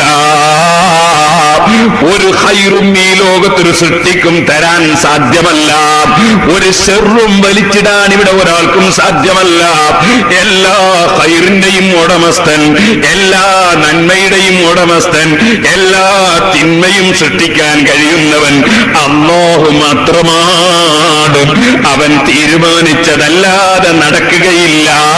അവൻ തീരുമാനിച്ചത് മാറ്റിമറിക്കാൻ ഒരാൾക്കും സാധ്യമല്ല. അതുകൊണ്ട് തന്നെ സൃഷ്ടികൾ അവരെ സംബന്ധിച്ചൊരു ഈമാനുള്ളവൻ അത്ര ചിന്തിക്കുകയില്ല. ഈമാനു മർഇൻ ലാ യകൂനു തകാമല ഹത്താ യറാനാ സംബി ഇബ്ലിൻ മുസ്സിലാ فيكون مدحوهم وذمهم سواء لم يخش لومة لائم في العلا. ഒരു മനുഷ്യന്റെ ഈമാൻ പൂർണ്ണമാകുന്നത് തന്നെ എപ്പോഴാണ്? മനുഷ്യന്റെ ഈമാൻ പൂർണ്ണമാകുന്നത് മനുഷ്യന്മാരെ ഒട്ടകങ്ങളെ പോലെ കാണുമ്പോഴാണ്. എന്ന് പറഞ്ഞാൽ മനുഷ്യന്മാരെ കഴുത്തിന് നീളമുണ്ടെന്നല്ല, 4 കാലുണ്ടെന്നല്ല. ഒട്ടകം, ഞാനൊരു നല്ല കാര്യം ചെയ്യുമ്പോ ഒട്ടകം എന്നെ സംബന്ധിച്ച് നല്ലത് വിചാരിക്കട്ടെ എന്ന് വിചാരിച്ച ആരെങ്കിലും സുന്നത്ത് നിസ്കരിക്കുമോ? ഒട്ടകം കാണുന്നുണ്ടല്ലോ, ഞാൻ 2 റക്അത്ത് കൂടുതൽ നിസ്കരിച്ച് കളയാ, അങ്ങനെ ആരും ചിന്തിക്കില്ല. ഒട്ടകം കേൾക്കുന്നുണ്ടല്ലോ, അതുകൊണ്ട് ഞാനൊരു ലോഡ് കല്ല് കൊടുത്തു കളയാ, ഇങ്ങനെ ഒട്ടകം കേൾക്കാൻ വേണ്ടി ആരും കല്ല് കൊടുക്കുമോ? ആരെങ്കിലും വസ്ത്രം കൊടുക്കുമോ? ആരെങ്കിലും പ്രസംഗിക്കുമോ? ആരെങ്കിലും ധർമ്മം ചെയ്യുമോ? ആരെങ്കിലും വല്ല സൽക്കർമ്മവും ചെയ്യുമോ? ഒട്ടകം കാണുന്നുണ്ടല്ലോ എന്ന് മനസ്സിലാക്കി ചെയ്യില്ല. കാരണം ഒട്ടകത്തിന് എനിക്കൊരു ഗുണവും ചെയ്യാൻ കഴിയില്ല, ഒട്ടകത്തിന് എനിക്കൊരു ദ്രോഹവും ചെയ്യാൻ കഴിയില്ല. അതുകൊണ്ട് ഒട്ടകം കണ്ടാലും കണ്ടില്ലെങ്കിലും എനിക്ക് ഒരുപോലെയാണ്. സുബ്ഹാനല്ലാഹ്, ഞാൻ കയറി വരുമ്പോ ഒട്ടകം കിടക്കുകയാണ്, കിടന്നുകൊള്ളട്ടെ. അല്ല, ഞാൻ കയറി വരുമ്പോ ഒട്ടകം എഴുന്നേറ്റിക്കാണ്, നിന്നുകൊള്ളട്ടെ. ഒട്ടകം എന്റെ സമീപത്ത് വരികയാണ്, വന്നുകൊള്ളട്ടെ. അത് ദൂരെ നിൽക്കുകയാണ്, ദൂരെ നിന്നുകൊള്ളട്ടെ. ഒട്ടകം എന്റെ ആളാണ് എന്ന് ഇങ്ങനെ ഞാൻ ചിന്തിക്കുകയാണ്, ചിന്തിച്ചു കൊള്ളട്ടെ. ചിന്തിക്കാതിരിക്കട്ടെ, എനിക്കുണ്ടോ ഈ ഒട്ടകം കൊണ്ട് വല്ല കാര്യവും? ഇതുപോലെ ഒരു ഈമാൻ പൂർണ്ണമായ മനുഷ്യൻ, അവൻ മനുഷ്യന്മാരിൽ നിന്ന് ഒന്നും പ്രതീക്ഷിക്കുകയില്ല. അതുകൊണ്ട് ഫയകൂനു മദ്ഹൂഹും വദമ്മുഹും സവാ. മനുഷ്യന്മാര് മുഴുവനും ബഹുമാനം പറഞ്ഞാൽ അവന് മനസ്സിനൊരല്പവും സംതൃപ്തിയില്ല, സന്തോഷമില്ല. ജനങ്ങളൊക്കെ എന്റെ ബഹുമാനം പറഞ്ഞിട്ട് എന്റെ രാജാവായ അല്ലാഹുവിന്റെ അടുക്കൽ എനിക്ക് ബഹുമാനം ഇല്ലെങ്കിലോ, ജനങ്ങളെല്ലാരും കുറ്റം പറഞ്ഞാലോ, എല്ലാരും കുറ്റം പറഞ്ഞാലും അല്ലാഹു കണക്കാക്കിയത് തടയാൻ ആർക്കും സാധ്യമല്ലല്ലോ. അപ്പൊ ജനങ്ങളെ ആക്ഷേപമോ ജനങ്ങളെ പ്രകീർത്തിക്കലോ രണ്ടിനും വില കൽപ്പിക്കാത്തവനാണ് പൂർണ്ണമായ ഈമാനുള്ളവനെന്ന് അതാ മഹാന്മാര് പഠിപ്പിക്കുന്നു. അത് നബി സല്ലല്ലാഹു അലൈഹി വസല്ലം തങ്ങൾ പഠിപ്പിച്ചതാണ്. ശരിയായ ഈമാനുള്ളവരുടെ ലക്ഷണം അതാണ്. ഇതുകൊണ്ട് തന്നെയാണ് സഹോദരന്മാരെ, സജ്ജനങ്ങളായ ആളുകളെ മുഴുവനും ആക്ഷേപിക്കാൻ ആളുണ്ടായി, ഒരു പ്രശ്നവും അവർക്കുണ്ടായില്ല. ബഹുമാനപ്പെട്ട ഇമാം ശാഫിഈ റളിയല്ലാഹു അൻഹു പറഞ്ഞില്ലേ, അതേ യുഖാതിബുനി സഫീഉ ബികുല്ലി ഖുബ്ഹി വഅക്റഹു അൻ നകൂന ലഹു മുജീബാ യസീദു സഫാഹതൻ വഅസീദു ഹിൽമാ കഊദിൻ സാദഹുൽ മിറാഖു തീബാ. എനിക്കെന്തെങ്കിലും ദോഷം വരുത്താൻ കഴിയുമെന്ന് മനസ്സിലാക്കിയിട്ട് വിവരമില്ലാത്ത ആളുകൾ എന്നെ സംബന്ധിച്ച് എന്തൊക്കെയോ വിളിച്ചു പറയുന്നു. എന്നിട്ടോ വാക്കുറഹു അന്നകൂന ലഹു മുജീബ, അങ്ങനെ പറയുന്നവർക്കൊക്കെ മറുപടി പറയല്ല എനിക്ക് മനസ്സുകൊണ്ട് വെറുപ്പാണ്. എന്തുകൊണ്ട്? യസീദു സഫാഹതൻ വഅസീദു ഹിൽമാ കഊദിൻ സാദഹുൽ ഇറാഖു തീബാ. അവനിങ്ങനെ എത്രയോ കുറ്റം പറയുമ്പോ അവന്റെ വിഡ്ഢിത്തം ഇങ്ങനെ വർദ്ധിക്കുകയാണ്. അതേ സമയത്ത് ഞാനോ എനിക്കൊരു പ്രശ്നവുമില്ല, സുബ്ഹാനല്ലാഹ്, നിങ്ങൾ കണ്ടിട്ടില്ലേ ഊദ് എന്ന് പറയുന്ന സാധനം? ആ ഊദിനൊരാൾ തീ കൊടുത്താൽ ഊദിന്റെ മണമിങ്ങനെ പരിമളം വർദ്ധിക്കുകയല്ലേ? ഊദിന് തീ കൊടുത്താൽ അപ്പോൾ ഊദിന്റെ പരിമളം വർദ്ധിക്കുകയല്ലേ? ഇതുപോലെ ഞാനൊരു ദീനീ പ്രവർത്തനത്തിലാണുള്ളത്, ഞാൻ അള്ളാഹുവിന്റെ ദീനിലേക്ക് ജനങ്ങളെ ക്ഷണിക്കുന്നതിലാണുള്ളത്, ഞാൻ അള്ളാഹുവിന്റെ ദീന് പറഞ്ഞു കൊടുക്കുന്നതിലാണുള്ളത്, അതിനുള്ള ഗ്രന്ഥങ്ങൾ രചിക്കുന്നതിലാണുള്ളത്, ആയിരക്കണക്കിന് ശിഷ്യന്മാരെ വളർത്തിയെടുക്കുന്ന തിരക്കിലാണ് ഞാനുള്ളത്. ഞാൻ ഇൽമിങ്ങനെ പഠിക്കുകയും അതനുസരിച്ച് പ്രചരിപ്പിക്കുകയും ചെയ്യുകയാണ്. ഈ പ്രവൃത്തിയുമായി ഞാനങ്ങ് പോകുമ്പോ എന്റെ കുറ്റവും കുറവും പറയാൻ നല്ലവരും ഇറങ്ങിയാൽ എനിക്കിവിടെ ഊതുണ്ടല്ലോ, ആ ഊത് വലിയ വില പിടിച്ച ഊത്, ആ ഊതിന് തീ കൊണ്ടുവന്ന് വെക്കുന്നവന്റെ ധാരണ അതുകൊണ്ട് ഇത് നാറുമെന്നാണ്. ഇല്ല, നിങ്ങൾ തീ കൊണ്ടുവന്ന് വെക്കുമ്പോൾ ഊതിന്റെ പരിമളം ഇങ്ങനെ വർദ്ധിക്കുകയാണ്. അതുപോലെ ഞാനിങ്ങനെ പരിമളം വർദ്ധിച്ചുകൊണ്ട് എന്റെ ഇൽമിങ്ങനെ പ്രചരിപ്പിക്കുകയല്ലാതെ നിങ്ങൾ തിരിച്ചങ്ങോട്ട് നാറ്റം അനുഭവിക്കാൻ കഴിയില്ല കേട്ടോ. ഇമാം ശാഫിഈ റളിയല്ലാഹു അൻഹുവിനെ കുറ്റം പറഞ്ഞുകൊണ്ട് വിവരമില്ലാത്തവർ സംസാരിച്ചപ്പോൾ ഇമാം ശാഫിഈ റളിയല്ലാഹു അൻഹു പ്രതികരിച്ചത് അങ്ങനെയാണ്. അപ്പൊ സഹോദരന്മാരെ, ഈമാൻ പൂർണ്ണമായ മഹാന്മാർ അവര് സത്യം പ്രചരിപ്പിക്കുന്നു. അതാണ് യഅ്മുറൂന ബിൽ മഅറൂഫി വയൻഹൗന അനിൽ മുൻകർ. മുഅ്മിനീങ്ങളുടെ ലക്ഷണം അവര് നല്ലത് കൽപ്പിക്കുന്നവരാണ്, ചീത്തയായത് വിരോധിക്കുന്നവരാണ്. അപ്പോൾ വസ്ബിർ അലാ മാ അസാബക ഇന്ന ദാലിക മിൻ അസ്മിൽ ഉമൂർ. അപ്പോൾ ആരിൽ നിന്ന് എന്തെല്ലാം പ്രതികരണങ്ങൾ ഉണ്ടാകുന്നോ അവർ മുഴുവനും ക്ഷമിച്ചോളണം മോനെ. അതിനതേ നാണയത്തിൽ തിരിച്ചടിക്കാൻ പോകണ്ട.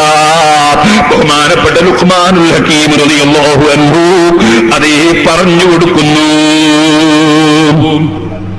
ഇതിനർത്ഥം ആർക്കെങ്കിലും ഒരു തെറ്റിദ്ധാരണയുണ്ടെങ്കിൽ അത് തിരുത്തി കൊടുക്കരുതെന്നല്ല. സഹോദരന്മാര് ചിന്തിക്കണം. അഷ്റഫുൽ ഖൽഖ് സല്ലല്ലാഹു അലൈഹി വസല്ലം തങ്ങൾ ഇന്നലെ ഞാൻ മുതഅല്ലിമീങ്ങൾക്ക് ഓതിക്കൊട്ടൊരു ഹദീസ് ഞാൻ ഓർക്കുന്നു. അല്ലാഹുവിന്റെ റസൂലിന്റെ അടുക്കൽ അതേ ഖുറൈശികൾ വരുന്നു. ആരാണ് ഖുറൈശികൾ? അല്ലാഹുവിന്റെ റസൂലിന്റെ തറവാട്ടുകാരാണ്. റസൂലുള്ള ഖുറൈശി തറവാട്ടുകാരനാണ്. ആ ഖുറൈശികളാണ് അല്ലാഹുവിന്റെ റസൂലിനെ സത്യത്തിന്റെ പ്രചരണത്തിന് വേണ്ടി ഇറങ്ങിയപ്പോൾ ഏറ്റവും കൂടുതൽ ദ്രോഹിച്ചത്. സ്വന്തം കുടുംബങ്ങളാണ്, തറവാട്ടുകാരാണ്. അതിൽ പിതൃ സഹോദരനായ അബൂലഹബ് വളരെ മുന്നിലായിരുന്നു, അബൂജഹൽ വളരെ മുന്നിലായിരുന്നു.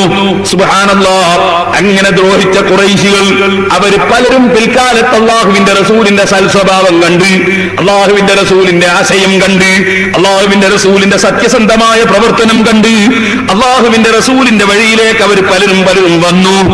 ആദ്യം അവർ കല്ലെടുത്തെറിഞ്ഞിരുന്നു, അപ്പോൾ കാലിൽ നൃത്തം പൊട്ടി ഒലിച്ചിരുന്നു.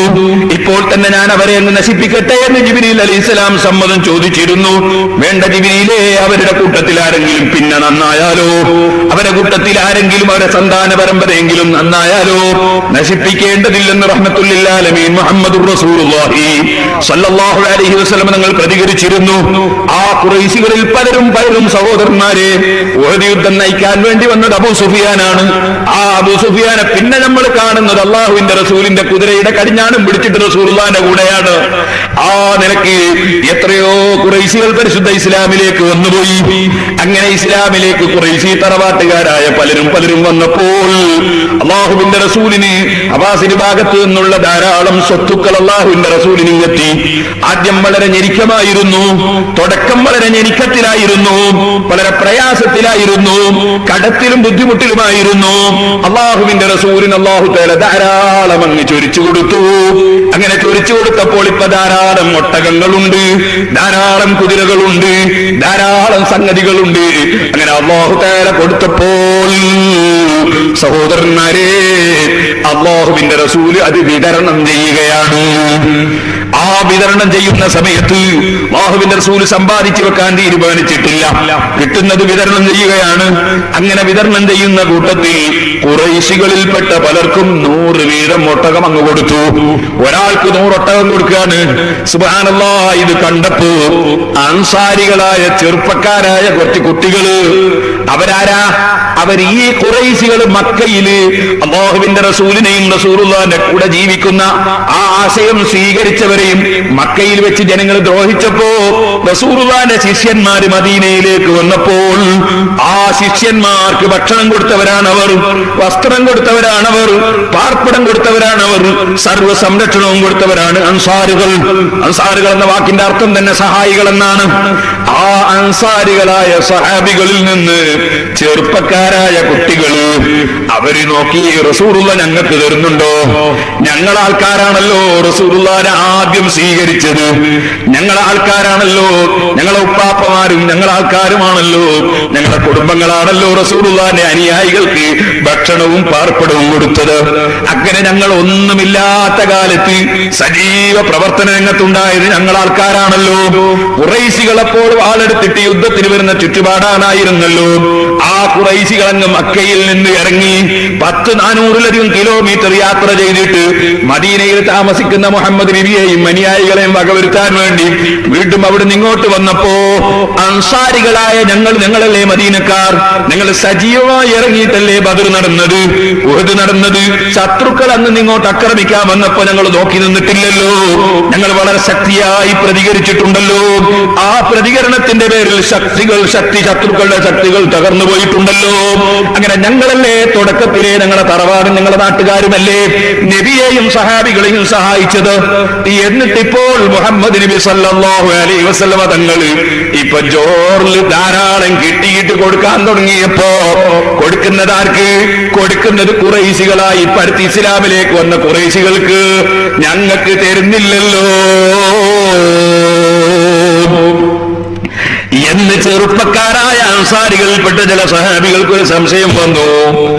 അല്ലാഹുവിന്റെ റസൂലിനെ സംബന്ധിച്ച് അവർ പറഞ്ഞു, യഗ്ഫിറുല്ലാഹു ലിറസൂലില്ലാഹി സ്വല്ലല്ലാഹു അലൈഹി വസല്ലം, അല്ലാഹുവിന്റെ റസൂലിനെ അല്ലാഹ് പുറത്തു കൊടുക്കട്ടെ. അവർ വിചാരിച്ച് റസൂലുള്ളാഹിക്ക് ഒരു അപാകത എന്തോ സംഭവിച്ച മാതിരി അവർ പറയാണ്, യഗ്ഫിറുല്ലാഹു ലിറസൂലില്ലാഹി, അല്ലാഹുവിന്റെ റസൂലിനെ അല്ലാഹ് പുറത്തു കൊടുക്കട്ടെ. നമ്മൾ ആദ്യമേ സജീവമായി ഉണ്ടായിട്ട് ഞങ്ങൾക്ക് തരാതെ ആ ഖുറൈശികൾക്ക് 100 വീതം ഒട്ടകങ്ങൾ അതാ നബി കൊടുക്കുന്നു. ഇതെന്തായാലും ഒരു ശരിയായ രൂപമാണെന്ന് തോന്നുന്നില്ല. റസൂലുള്ളാഹിക്ക് അല്ലാഹ് പുറത്തു കൊടുക്കട്ടെ എന്ന് സാധാരണക്കാരായ ചെറുപ്പക്കാരായ കുറച്ച് അൻസാരികളായ കുട്ടികളങ്ങ് പറഞ്ഞുപോയി. സുബ്ഹാനല്ലാഹ്, നിങ്ങൾ ശരിക്കും ശ്രദ്ധിക്കണം. റസൂലുള്ളാഹിനോട് സ്നേഹമില്ലാഞ്ഞിട്ട് പറഞ്ഞതല്ല, അവർക്ക് കിട്ടാത്തതല്ല പ്രശ്നം. ഇങ്ങനെ കൊടുത്തിട്ട് റസൂലുള്ള കുറ്റക്കാരനായി പോകുമോ എന്നുള്ള പേടിയാണ്. അതുകൊണ്ടാണ് അവർ പറഞ്ഞ അല്ലാഹ് റസൂലുള്ളാഹിക്ക് പുറത്തു കൊടുക്കട്ടെ എന്ന്. അവരുടെ വിവരക്കേടാണത് വേറെ വിഷയം. പക്ഷേ അവർ പറഞ്ഞത് ഞങ്ങൾക്ക് കിട്ടിയില്ലല്ലോ എന്നതിലല്ല അവരുടെ പ്രശ്നം. ഇങ്ങനെ കൊടുത്തിട്ട് അള്ളാഹിന്റെ അടുക്കൽ അള്ളാഹിന്റെ റസൂൽ കുടുങ്ങിപ്പോവോ എന്ന റസൂലുള്ളാഹിനുള്ള സ്നേഹം കൊണ്ടുള്ള പേടിയാണ്. ആ പേടി വെച്ചുകൊണ്ടാണ് അനുയായികളായ പാവപ്പെട്ട സഹാബികൾ പറഞ്ഞത്, യഗ്ഫിറുല്ലാഹു ലിറസൂലില്ലാഹി സ്വല്ലല്ലാഹു അലൈഹി വസല്ലം, അള്ളാഹിന്റെ റസൂലിന് അല്ലാഹ് പുറത്തു കൊടുക്കട്ടെ. ഖുറൈശികൾക്ക് 100 വീതം ഒട്ടകം കൊടുക്കുന്ന വലായുത്തൂനന, നമ്മൾ നേരത്തെ ഇവിടെ എല്ലാ സഹായത്തിനും ഉണ്ടായിട്ട് നമുക്ക് തരുന്നില്ല.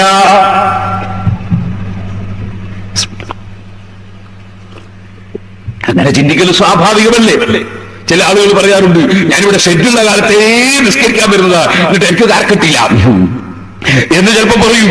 കാർക്ക് വേണ്ടിയിട്ട് പറയുന്നതല്ല, അത് സിറാജുള്ളതിന്റെ നമ്മളതല്ലേ, അത് ഞമ്മക്കും കിട്ടണം എന്ന താല്പര്യത്തിന്റെ പേരിൽ പറയുന്നതാണ്. അപ്പൊ ചിലപ്പോ വിതരണം ചെയ്ത് ടി പൈസ ആണെങ്കിലും സുബ്ഹാനല്ലാഹ് അയാൾക്കള്ള ഓർത്തു കൊടുക്കട്ടെ എന്ന് പറഞ്ഞു. ആ രൂപത്തില് നബി സല്ലല്ലാഹു അലൈഹി വസല്ലം തങ്ങളെ സംബന്ധിച്ച് അതുപോലെ പറഞ്ഞു കളഞ്ഞു. അല്ലാഹുവിന്റെ റസൂൽ ഈ വിവരം അറിഞ്ഞു. തെറ്റിദ്ധാരണ ഉണ്ടാകുമ്പോ തിരുത്തുന്നത് സഹോദരന്മാരെ നിങ്ങൾ മനസ്സിലാക്കണം. തെറ്റിദ്ധാരണ ഉണ്ടാകുമ്പോൾ അത് തിരുത്തണം. അത് നേതൃത്വത്തിന്റെ നേതാക്കളുടെ കടപ്പാടാണ്. അതുകൊണ്ട് തന്നെ നബി സല്ലല്ലാഹു അലൈഹി വസല്ലം ഹദീസിൽ കാണാം, അൻസാരികളായ മദീനക്കാരായ സഹാബികളുടെ ഒരു സ്പെഷ്യൽ യോഗം വിളിച്ചുകൂട്ടി. സ്പെഷ്യൽ യോഗം എന്ന് പറഞ്ഞാലോ വേറെ ആർക്കും പ്രവേശനമില്ല, മദീനക്കാരായ അൻസാരികളെ മാത്രം പ്രവേശിപ്പിച്ചുകൊണ്ടൊരു സ്പെഷ്യൽ യോഗം. ആ അൻസാരികൾപ്പെട്ട ചിലർക്കാണുള്ള സംശയമുള്ളത്, അവരെ സംശയം തീർത്തു കൊടുക്കാൻ വേണ്ടിയുള്ള സ്പെഷ്യൽ യോഗമാണ്. ആ യോഗത്തിൽ നബി സല്ലല്ലാഹു അലൈഹി വസല്ലം തങ്ങൾ പറഞ്ഞു, നിങ്ങളെ കൂട്ടത്തിൽ ചിലര് ഞാനൊരു കുറ്റക്കാരനായി പോകുന്നു മനസ്സിലാക്കിയിട്ട് യഗ്ഫിറുല്ലാഹു ലിറസൂലില്ലാഹി സ്വല്ലല്ലാഹു അലൈഹി വസല്ലം, അള്ളാന്റെ റസൂലിന് അള്ളാഹ് പുറത്തു കൊടുക്കട്ടെ. അള്ളാന്റെ റസൂൽ ഞമ്മക്ക് തരാതെ അവർക്ക് ധാരാളം കൊടുക്കുന്ന ഖുറൈശികൾക്ക്. വസയൂഫുനാ തഖ്തുറു മിൻ ദിമാഇഹിം, നമ്മളെ വാളുകളാണെങ്കിൽ ആ ഖുറൈശികളുമായി പോരാടിയിട്ട് ഇപ്പവും വാളും വന്ന് രക്തത്തുള്ളി ഇറ്റിയിട്ട് തീർന്നിട്ടില്ല. ഇപ്പോഴും നമ്മളെ വാളും വന്ന് രക്തം ഇങ്ങനെ ഉറ്റുന്നുണ്ട്. എന്നിട്ട് അള്ളാന്റെ റസൂൽ അവർക്ക് കൊടുക്കുന്ന നമ്മക്ക് തരാതെ, അതുകൊണ്ട് അള്ളാന്റെ റസൂലിന് അള്ളാഹ് പുറത്തു കൊടുക്കട്ടെ. അത് പറഞ്ഞതായി ഒരു വിവരം ഞാൻ അറിഞ്ഞു. ശരിയാണോ? സ്നേഹത്തോടെ നേതാവായ നബി സല്ലല്ലാഹു അലൈഹി വസല്ലം തങ്ങൾ മദീനക്കാരായ സഹാബികളോട് ചോദിച്ചപ്പോ ആ സഹാബികളുടെ കൂട്ടത്തിൽ മുതിർന്ന സഹാബികൾ എഴുന്നേറ്റെന്ന് പറഞ്ഞു, നബിയേ അമ്മാദൂറൈൻ ഫീനാ, നമ്മളെ കൂട്ടത്തിലുള്ള മുതിർന്നവരും കാര്യവിവരമുള്ളവരും ഒരഭിപ്രായം പറയാൻ പറ്റുന്നവരും ഞങ്ങളാരും തങ്ങളെ കുറിച്ച് അങ്ങനെ ചിന്തിച്ചിട്ടുമില്ല, പറഞ്ഞിട്ടുമില്ല നബിയേ.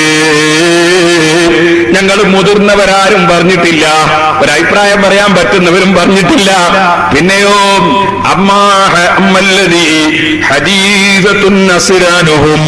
അതേ സമയത്ത് ഒരു കൂട്ടര് അവരെ വയസ്സ് വളരെ കുറവാണ്. ഞങ്ങൾ അൻസാരികളിൽ പെട്ട തന്നെയാണ്, പക്ഷെ വയസ്സ് കുറഞ്ഞ കുട്ടികളാണ്. അങ്ങനത്തെ ചില കുട്ടികൾ പറഞ്ഞതിതാണ്. പറഞ്ഞെന്താ? യഗ്ഫിറുല്ലാഹു ലിറസൂലില്ലാഹി സ്വല്ലല്ലാഹു അലൈഹി വസല്ലം, റസൂലുള്ളാഹിക്ക് അല്ലാഹ് പുറത്തു കൊടുക്കട്ടെ, അവർക്ക് കൊടുക്കുന്ന നമുക്ക് തരുന്നില്ല എന്ന് ഞങ്ങളെ കൂടുതൽ കുട്ടികൾ പറഞ്ഞതാ നബിയെ. വയസ്സുള്ളവരാരും പറഞ്ഞിട്ടില്ല, അഭിപ്രായം പറയാൻ പറ്റുന്നവരാരും പറഞ്ഞിട്ടില്ല എന്ന് പറഞ്ഞപ്പോ നബി സല്ലല്ലാഹു അലൈഹി വസല്ലം നിങ്ങൾ പുഞ്ചിരിച്ചുകൊണ്ട് കേട്ടുകൊണ്ട് അവിടുന്ന് പറഞ്ഞു, എന്നാ നിങ്ങളറിയോ ഞാൻ അവർക്ക് കൊടുക്കുന്നത് നിങ്ങൾ ഉറച്ച ഈമാനുള്ളവരാണ്. നിങ്ങൾ എല്ലാവരും എതിർക്കുന്ന സമയത്ത് നിങ്ങളെ കൂടെ തന്നെ നിന്നുകൊണ്ട് പോരാടിയവരാണ്. നിങ്ങളെ ഈമാൻ ഉറച്ച ഈമാനുള്ളവരാണ് നിങ്ങൾ. അപ്പൊ നിങ്ങൾക്ക് തന്നില്ലെങ്കിലും നിങ്ങൾ രാജിവെച്ചു പോകൂല, നിങ്ങൾക്ക് കിട്ടിയില്ലെങ്കിലും നിങ്ങൾ ഈ പ്രസ്ഥാനത്തുനിന്ന് മാറൂല. നിങ്ങൾ അള്ളാഹുവിന്റെ പൊരുത്തത്തിന് വേണ്ടി, ആഖിറത്തിന് വേണ്ടി നിങ്ങൾ പൈസ കണ്ടിട്ട് കൂടിയതല്ല, ബിൽഡിംഗ് കണ്ടിട്ട് കൂടിയതല്ല, ഒട്ടകം കിട്ടുമെന്ന് വിചാരിച്ച് കൂടിയതല്ല. പിന്നെയോ നിങ്ങൾ ഒന്നുമില്ലാത്ത കാലത്ത് ഇത് സത്യമാണെന്ന് മനസ്സിലാക്കി കൂടിയവരാണ്. അതുകൊണ്ട് തന്നെ നിങ്ങൾക്ക് 5 പൈസ കിട്ടില്ല എന്ന് വിചാരിച്ചിട്ട് നിങ്ങൾ പോകൂല. നേരെ മറിച്ച് ഇപ്പം വന്ന കക്ഷികളുണ്ടല്ലോ, അവര് മുമ്പ് കാലത്ത് നമ്മളെ കൂടെ വരാത്തവരാണ്. ഇപ്പൊ നമ്മൾ ഉഷാറായി നിലനിൽപ്പായതിനു ശേഷം കയറി വന്നവരാണ് അവര്. അപ്പൊ അവർക്ക് കുറച്ച് കൊടുത്താൽ അവർക്കൊന്നും കൂടി ആവേശമുണ്ടാകും. അപ്പൊ അവര് സജീവമായി രംഗത്ത് വരും. അങ്ങനെ അവരെ മനസ്സിനൊന്നും കൂടി അടുപ്പമുണ്ടാക്കാൻ വേണ്ടി, അവരെ ഒന്നുകൂടി സജീവമാക്കാൻ വേണ്ടി ഞാൻ അവരെ തെരഞ്ഞെടുത്ത് പ്രത്യേകം കൊടുത്തതാണ്, നിങ്ങളെ അവഗണിച്ചതല്ല. അങ്ങനെ നിങ്ങൾ തെറ്റിദ്ധരിച്ചു പോകണ്ട എന്ന് പഠിപ്പിച്ചതിന് ശേഷം അവസാനം ചോദിച്ചു, അല്ലയോ അൻസാരികളെ, അല്ലയോ അൻസാരികളെ, അമാതറുള്ളവനെ നിങ്ങൾ ഇഷ്ടപ്പെടുന്നില്ലേ? വഹും യർജൂന ബി അംവാലിഹിം, അവർ പണവും കൊണ്ടാ പോകുന്നത്, സ്വത്തും കൊണ്ടാണ് അവര് പോകുന്നത്. വഅന്തും തർജൂന ഇലാ റിഹാലിക്കും ബിറസൂലില്ലാഹി, നിങ്ങൾ നിങ്ങളുടെ നാടുകളിലേക്കും വീടുകളിലേക്കും പോകുന്നത് അല്ലാഹുവിന്റെ റസൂലിനെയും കൊണ്ടാണ് കേട്ടോ. ഞാൻ നിങ്ങളെ കൂടെയല്ലേ ഉള്ളത്. അവര് മക്കക്കാരല്ലേ, മക്കയിലല്ലേ ഞാൻ ജനിച്ചത്. ആ മക്കയിൽ ഇപ്പൊ താമസിക്കാനും ജീവിക്കാനുള്ള സൗകര്യം എനിക്കില്ലേ? എന്നിട്ട് ഞാൻ അവിടെ പോയി താമസിക്കാതെ നിങ്ങളെ നാട്ടിൽ തന്നെ കൂടുന്നത് നിങ്ങൾ കാണുന്നില്ലേ? അവര് ഒട്ടകവും തെളിച്ചു പോകുമ്പോ നിങ്ങൾ റസൂലുള്ളാഹിനെയും കൂട്ടി നിങ്ങൾ പോകുന്നില്ലേ? ഞാൻ നിങ്ങളെ കൂടെ അങ്ങ് വരുന്നില്ലേ? ഒട്ടകത്തിനാണോ വിലയുള്ളത്, എനിക്കാണോ വിലയുള്ളത്? ഞാൻ നിങ്ങളെ കൂടെയല്ലേ എന്ന് അവരൊട്ടകത്തിനെയും തെളിച്ചു പോകുന്നു, നിങ്ങൾ റസൂലുള്ളാഹിനെയും കൂട്ടി നിങ്ങളെ നാട്ടിലേക്ക് നടക്കുന്നു. നിങ്ങളല്ലേ ഭാഗ്യവാന്മാർ എന്ന് ചിന്തിപ്പിക്കുന്ന വിധത്തിൽ അല്ലാഹുവിന്റെ റസൂലങ്ങ് ചോദിച്ചപ്പോ സർവ്വ ചെറുപ്പക്കാരും റളീനാ ബിക യാ റസൂലല്ലാഹ്, റളീനാ ബിക യാ റസൂലല്ലാഹ്, ഞങ്ങൾ തങ്ങളെ കൊണ്ട് തൃപ്തിപ്പെട്ടു നബിയെ, ഞങ്ങൾക്ക് ഒട്ടകം വേണ്ട, ഒന്നും വേണ്ട, തങ്ങളെ കിട്ടിയാൽ മതി എന്ന് ആ സഹാബികൾ മറുപടി പറയുന്നു. ഞാനിത് പറഞ്ഞു വന്നത് അനുയായികൾക്ക് തെറ്റിദ്ധാരണ ഉണ്ടാകുമെന്ന് നേതൃത്വത്തിന് തോന്നിയാൽ അനുയായികളെ വിളിച്ച് വിശദീകരണം നൽകൽ നേതൃത്വത്തിന് നിർബന്ധമാണ്. അത് നേതൃത്വം ചെയ്യേണ്ട, കൈക്കൊള്ളേണ്ട നടപടിയാണ്. അതേ സമയത്ത് ഒരിക്കലും തന്നെ ആ ആക്ഷേപിക്കുന്നതിനോ മദ്ഹ് പറയുന്നതിനോ ഒരൽപ്പവും മനസ്സിന്റെ ഉള്ളിൽ വില കൽപ്പിക്കാൻ പാടില്ല. അത്തരം ആളുകളാണ് ഈമാന് പൂർണ്ണമായവർ. ആ ഈമാനുള്ളവരുടെ ഡ്യൂട്ടിയാണ് യഅ്മുറൂന അൽ മുഅ്മിനൂന വൽ മുഅ്മിനാത്തു ബഅ്ദുഹും ഔലിയാഉ ബഅ്ദ്. ഈമാനുള്ള പുരുഷന്മാരും ഈമാനുള്ള സ്ത്രീകളും പരസ്പരം സഹായികളാണ് നബിയേ.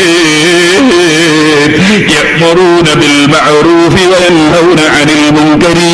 അവര് നല്ല കാര്യം കൊണ്ട് കൽപ്പിക്കുന്നു, ചീത്തക്കാരിൽ നിഷിദ്ധമായ കാര്യം വിരോധിക്കുന്നു.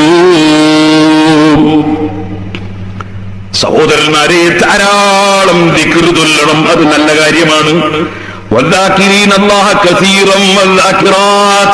ഖുർആൻ പറഞ്ഞു ധാരാളം ദിക്ർ ചൊല്ലുന്ന പുരുഷന്മാരും ധാരാളം ദിക്ർ ചൊല്ലുന്ന സ്ത്രീകളും അല്ലാഹു തആല സ്വർഗം കൊടുക്കുന്ന മഹാന്മാരാണ്.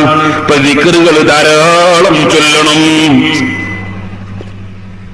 ഞാൻ എന്റെ സഹോദരിമാരോട് പറയുന്നു, സഹോദരന്മാരോടും പറയുന്നു, നിസ്കാരത്തിന് ശേഷം ഒരു 33 സുബ്ഹാനല്ലാഹ്, ഒരു 33 അൽഹംദുലില്ലാഹ്, ഒരു 33 അല്ലാഹു അക്ബർ, ഒരു ലാ ഇലാഹ ഇല്ലല്ലാഹു വഹ്ദഹു ലാ ശരീക ലഹ് ലഹുൽ മുൽക്കു വലഹുൽ ഹംദു വഹുവ അലാ കുല്ലി ശൈഇൻ ഖദീർ. 100 ദിക്ർ നിസ്കാരത്തിന്റെ ശേഷം ചൊല്ലാൻ വേണ്ടി നിങ്ങൾ ശ്രമിക്കുക. 100 ദിക്ർ ചൊല്ലിയാൽ അല്ലാഹുവിന്റെ അടുക്കൽ 1000 ദിക്റിന്റെ പ്രതിഫലമാണ്. ഈ ദിക്ർ ചൊല്ലുന്നവർക്ക് വലിയ പണക്കാര് പണം കൊടുത്ത് സമ്പാദിക്കുന്ന സമ്പാദ്യം ആഖിറത്തിലേക്ക് ഈ ദിക്ർ ചൊല്ലുന്നവർക്ക് കിട്ടുമെന്ന് നബി സല്ലല്ലാഹു അലൈഹി വസല്ലം പഠിപ്പിച്ചതാണ്. ഇതുപോലെ നിസ്കാരത്തിന് ശേഷം അസ്തഗ്ഫിറുല്ലാഹൽ അദീം എന്ന് 3 പ്രാവശ്യം ചൊല്ലുക. നിസ്കാരത്തിന് ശേഷം ഒരു ആയത്തുൽ കുർസി ഓതുക. അതുപോലെ വുദു എടുത്തു കഴിഞ്ഞാൽ ഒരു ആയത്തുൽ കുർസി ഓതുക. വുദു എടുത്തു കഴിഞ്ഞാൽ ഇന്നാ അൻസൽനാഹു സൂറത്തുൻ ഓതുക. വുദു എടുത്തു കഴിഞ്ഞാൽ അശ്ഹദു അല്ലാ ഇലാഹ ഇല്ലല്ലാഹു വഹ്ദഹു ലാ ശരീക ലഹ് വ അശ്ഹദു അന്ന മുഹമ്മദൻ അബ്ദുഹു വ റസൂലുഹു അല്ലാഹുമ്മ ഇജ്അൽനി മിനത് തവ്വാബീന വജ്അൽനി മിനൽ മുതതഹിരീന വജ്അൽനി മിൻ ഇബാദിക സ്വാലിഹീൻ സുബ്ഹാനകല്ലാഹുമ്മ വബിഹംദിക അശ്ഹദു അല്ലാ ഇലാഹ ഇല്ലാ അൻത അസ്തഗ്ഫിറുക വ അത്തൂബു ഇലൈക്. നമ്മളെ മദ്രസയിൽ വരുന്ന കുട്ടികളെ മദ്രസാ പാഠപുസ്തകത്തിന് ഈ ദിക്റുകളുണ്ട്. അതറിയാത്തവരൊന്ന് കാണാതെ പഠിക്കാനാകെ കുറഞ്ഞ സമയമല്ലേ വേണ്ടൂ, അതൊന്ന് കാണാതെ പഠിക്കുക. നിങ്ങൾ വുദുവിന്റെ ശേഷം അത് 2 കൈയും മേൽപോട്ട് ഉയർത്തിയിട്ട് കണ്ണും മേൽപോട്ട് ഉയർത്തിയിട്ട് അല്ലാഹുവിന്റെ മുമ്പ് ആ ദിക്റങ്ങ് ചൊല്ലിയാൽ നബി സല്ലല്ലാഹു അലൈഹി വസല്ലം തങ്ങൾ പറയുന്നു, അല്ലാഹുവിന്റെ അടുക്കൽ സ്വർഗത്തിന്റെ വാതിലുകൾ 8 വാതിലുകളും അവന് വേണ്ടി തുറക്കപ്പെടുന്നു. ഇഷ്ടമുള്ളതിലൂടെ കടന്നു പോകാൻ സാധിക്കുന്നു. ഇതുപോലെ സഹോദരന്മാരെ, രാവിലെയും വൈകുന്നേരവും അഊദു ബികലിമാത്തില്ലാഹി താമ്മാതി മിൻ ശർരി മാ ഖലഖ് ഈ ദിക്ർ അല്ലാഹുവിന്റെ റസൂൽ പഠിപ്പിച്ചതാണ്. അത് ചൊല്ലിയാൽ വിഷം വരെ തീണ്ടുകയില്ലെന്നാണ്. ബിസ്മില്ലാഹില്ലദീ ലാ യദുറു മഅ ഇസ്മിഹി ശൈഉൻ ഫിൽ അർളി വലാ ഫിസ് സമാഇ വഹുവസ് സമീഉൽ അലീം. രാവിലെയും വൈകുന്നേരം ചൊല്ലിക്കോളൂ, റസൂലുള്ളാഹി പഠിപ്പിച്ചതാണ്. ഒരുപാട് മുസീബത്തുകളിൽ നിന്ന് കാവലാണ്. ഇതുപോലെ ഞാൻ പറയട്ടെ, നിങ്ങൾ എപ്പോൾ പ്രാർത്ഥിക്കുമ്പോഴും ഒരു ഫാത്തിഹ ഓതിയിട്ട് പ്രാർത്ഥിച്ചോളൂ. അല്ലാഹുവിന്റെ റസൂൽ പഠിപ്പിച്ചതാണ്, അബ്ശിർ ബിനൂറൈനി ഊതീതഹുമാ ലം യൂതഹുമാ നബിയ്യുൻ ഖബ്ലക ഫാത്തിഹത്തുൽ കിതാബ് വഖവാതീം സൂറത്തുൽ ബഖറ. സൂറത്തുൽ ഫാത്തിഹ ഓതിയിട്ട് മന്ത്രിക്കുന്നതിനെ സംബന്ധിച്ച് ഞാൻ പലപ്പോഴും ഇവിടെ മുമ്പ് പറഞ്ഞിട്ടുണ്ട്.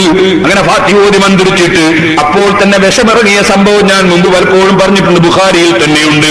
എന്നാൽ നിങ്ങൾ നോക്കൂ, റസൂലുള്ളാഹി പറയുന്നു ഫാത്തിഹ സൂറത്തിനെ സംബന്ധിച്ച്, അതേ ആ ഫാത്തിഹ സൂറത്ത് അല്ലാഹുവിങ്കൽ നിന്നുള്ളൊരു വെളിച്ചമാണ്. അതുപോലെ സൂറത്തുൽ ബഖറയുടെ ലാസ്റ്റ് ഭാഗവും അല്ലാഹുവിങ്കൽ നിന്ന് കിട്ടിയൊരു നൂറാണ്. ആ നൂറിനെ സംബന്ധിച്ച് പറഞ്ഞു, ലൻ തഖറാ ബിഹർഫിൻ മിൻഹുമാ ഇല്ലാ ഉതീതഹു. ഫാത്തിഹയിൽ നിന്നുള്ള ഒരു ഹർഫെങ്കിലും ഓതിയിട്ട് പ്രാർത്ഥിച്ചാൽ ഉത്തരം കിട്ടുന്നതാണ്. ഇതുകൊണ്ടാണ് സഹോദരന്മാരെ, ഉത്തരം കിട്ടണമെന്ന് ഉദ്ദേശിച്ചുകൊണ്ട് മുസ്ലിം പണ്ഡിതന്മാര് പ്രാർത്ഥിക്കുമ്പോൾ സൂറത്തുൽ ഫാത്തിഹ ഓതിയിട്ട് പ്രാർത്ഥിക്കുന്നത്. നമ്മുടെ വീട്ടിൽ ഒരു ഭക്ഷണം കഴിച്ച മുസ്ലിയാര് ഭക്ഷണം കഴിച്ചവർക്ക് ഒരു ഫാത്തിഹ ഓതിയിട്ട് ദുആ ചെയ്യും. ഒരു കല്യാണത്തിന് നിക്കാഹിന് വേണ്ടി വീട്ടിൽ നിറങ്ങുമ്പോ ഈ നിക്കാഹിൽ ബർക്കത്തുണ്ടാകാൻ വേണ്ടി ഒരു ഫാത്തിഹ ഓതിയിട്ട് പ്രാർത്ഥിക്കും. അതുപോലെ നമ്മളൊരു മരിച്ച വീട്ടിലെത്തിയാൽ ഒരു ഫാത്തിഹ ഓതിയിട്ട് പ്രാർത്ഥിക്കും. ഇതാര് പഠിപ്പിച്ചതാണ്? ഇത് അഷ്റഫുൽ ഖൽഖ് സല്ലല്ലാഹു അലൈഹി വസല്ലം തങ്ങൾ നമ്മളെ പഠിപ്പിച്ചതാണ്. ഫാത്തിഹ ഓതിയിട്ടുള്ള പ്രാർത്ഥനക്ക് ഉത്തരം കിട്ടും ജനങ്ങളെ. ഇമാം മുസ്ലിം റിപ്പോർട്ട് ചെയ്ത ഹദീസാണ്. ഫാത്തിഹ സൂറത്ത് ധാരാളം ഓതാൻ വേണ്ടി ശ്രമിക്കുക. ഇതുപോലെ ബഹുമാനപ്പെട്ട ഉമർ ഇബ്നുൽ ഖത്താബ് റളിയല്ലാഹു അൻഹുവിന്റെ മകൻ അബ്ദുല്ലാഹി ഇബ്നു ഉമർ റളിയല്ലാഹു അൻഹു അല്ലാഹുവിന്റെ റസൂലിന്റെ കൂടെ കുട്ടിക്കാലം മുതലേ വളർന്ന സഹാബിയാണ്. ആ സഹാബിക്ക് ഇസ്ലാമിൽ ഒരു അപരനാമമുണ്ട്. അപരനാമം മുത്തബിഉസ് സുന്ന എന്നാണ്. സുന്നത്തിനെ പിന്തുടരുന്നവർ, റസൂലുള്ളാഹിന്റെ ചര്യ പിന്തുടരുന്നവർ.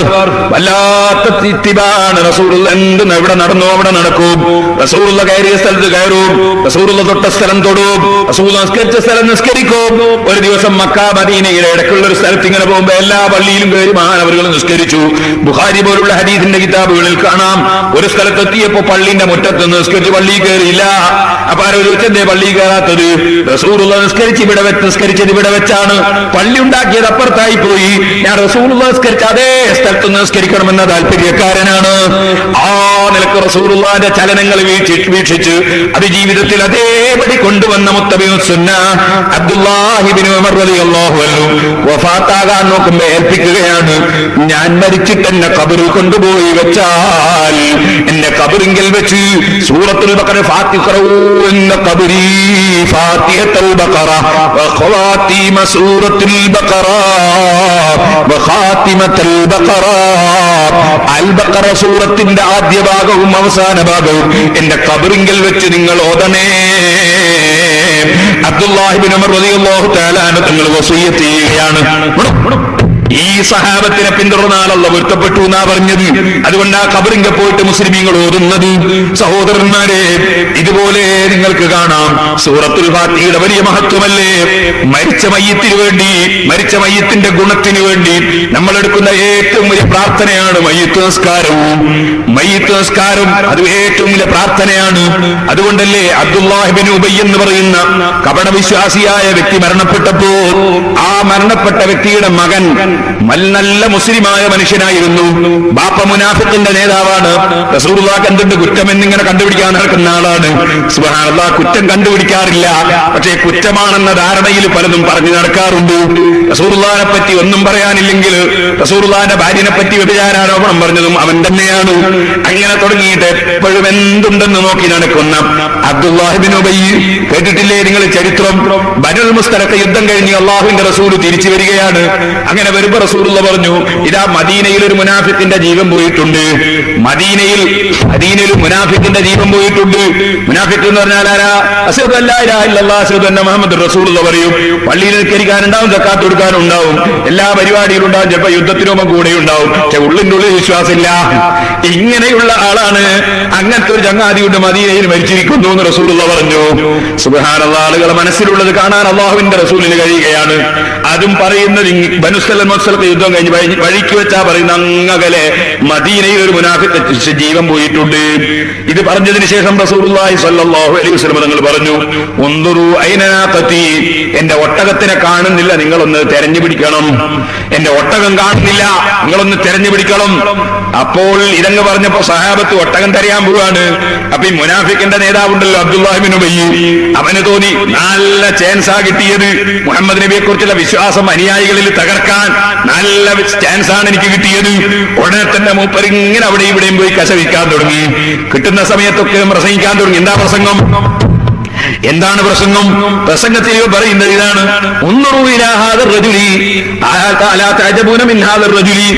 ഈ മനുഷ്യരെ പറ്റി ഞങ്ങൾക്ക് അത്ഭുതല്ലേ? ആരെ പറ്റിയാ പറയുന്ന? റസൂലുള്ളാഹിനെ പറ്റിയാണ്. ഈ മനുഷ്യരെ പറ്റി ഞങ്ങൾക്ക് അത്ഭുതല്ലേ? എന്താ അത്ഭുതം? അതെ,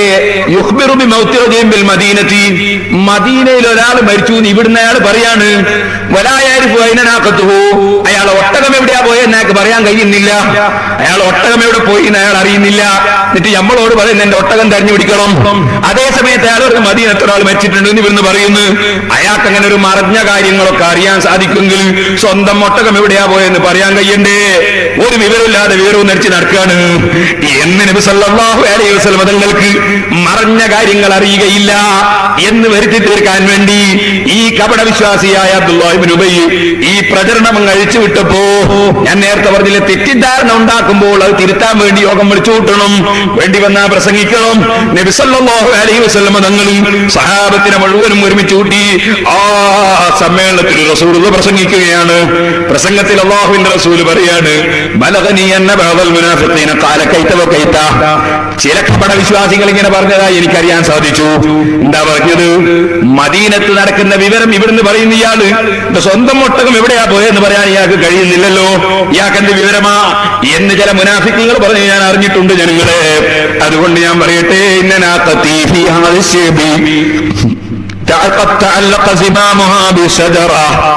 എന്റെ ഒട്ടകം ഇക്കാണുന്ന താഴ്വരയിൽ, ഈ പർവ്വതത്തിന്റെ അപ്പുറത്തുള്ള താഴ്വരയിൽ ഒരു മരത്തിന്റെ മേലെ കടിഞ്ഞാണ് കുടുങ്ങിയിട്ട് കിടക്കുന്നുണ്ട്. എന്റെ ഒട്ടകം ഈ പർവ്വതത്തിന്റെ അപ്പുറത്ത് താഴ്വരയിൽ ഒരു മരത്തിന്റെ മേലെ കടിഞ്ഞാണ് കുടുങ്ങിയിട്ട് കിടക്കുന്നുണ്ട്. ചെന്ന് നോക്ക്. ഞാൻ പറഞ്ഞതുപോലെ ഇല്ലേ? ചെന്ന് നോക്കുമ്പോ ഒട്ടകം അവിടെയുണ്ട്. പിന്നെ നേരത്തെ എന്താ പറയാതിരുന്നത്? നേരത്തെ പറയാതിരുന്നത് അനുയായികൾ റസൂലുള്ളാഹിന്റെ ഒട്ടകം തെരഞ്ഞു നോക്കാൻ പോയിട്ട് അതിന്റെ ഓരോ ചവിട്ടടിക്കും അനുയായികൾക്ക് പ്രതിഫലം കിട്ടണം. വെറുതള്ള കൂലി തരൂല, പണിയെടുക്കാതെ കൂലി തരൂല. അതിന് കൂലി അധികം കിട്ടണമെങ്കിൽ അതിന് അനുയായികൾ ഇങ്ങനെ തെരഞ്ഞു പോയിട്ട് കൂലി കിട്ടണം. അതുകൊണ്ട് ആ ഒരു പണി അവരെ ഏൽപ്പിച്ചതായിരുന്നു. പിന്നെ ഇപ്പോഴെന്തേ പറഞ്ഞത്? ഇപ്പൊ പറഞ്ഞ് തെറ്റിദ്ധരിപ്പിക്കുന്നുണ്ട് മനസ്സിലായപ്പോ കാര്യം തുറന്നങ്ങ് പറഞ്ഞു. അറിയാഞ്ഞിട്ടല്ല, പറയേണ്ടി വന്നാൽ പറയാൻ കഴിയും, അറിയേണ്ടി വന്നാൽ അറിയാൻ കഴിയും, പറയേണ്ടി വന്നാൽ പറയാൻ കഴിയും എന്ന് തെളിയിക്കുകയും വേണമല്ലോ. അതിനു വേണ്ടി തുറന്നങ്ങ് പറഞ്ഞു. സഹോദരന്മാരെ, ഞാൻ പറഞ്ഞു വന്നത് ആ മുനാഫിഖീങ്ങളുടെ നേതാവായ അബ്ദുല്ലാഹി ഇബ്നു ഉബയ്യ് ഇബ്നു സലൂൽ, ആ അബ്ദുല്ലാഹി ഇബ്നു ഉബയ്യ് ഇബ്നു സലൂൽ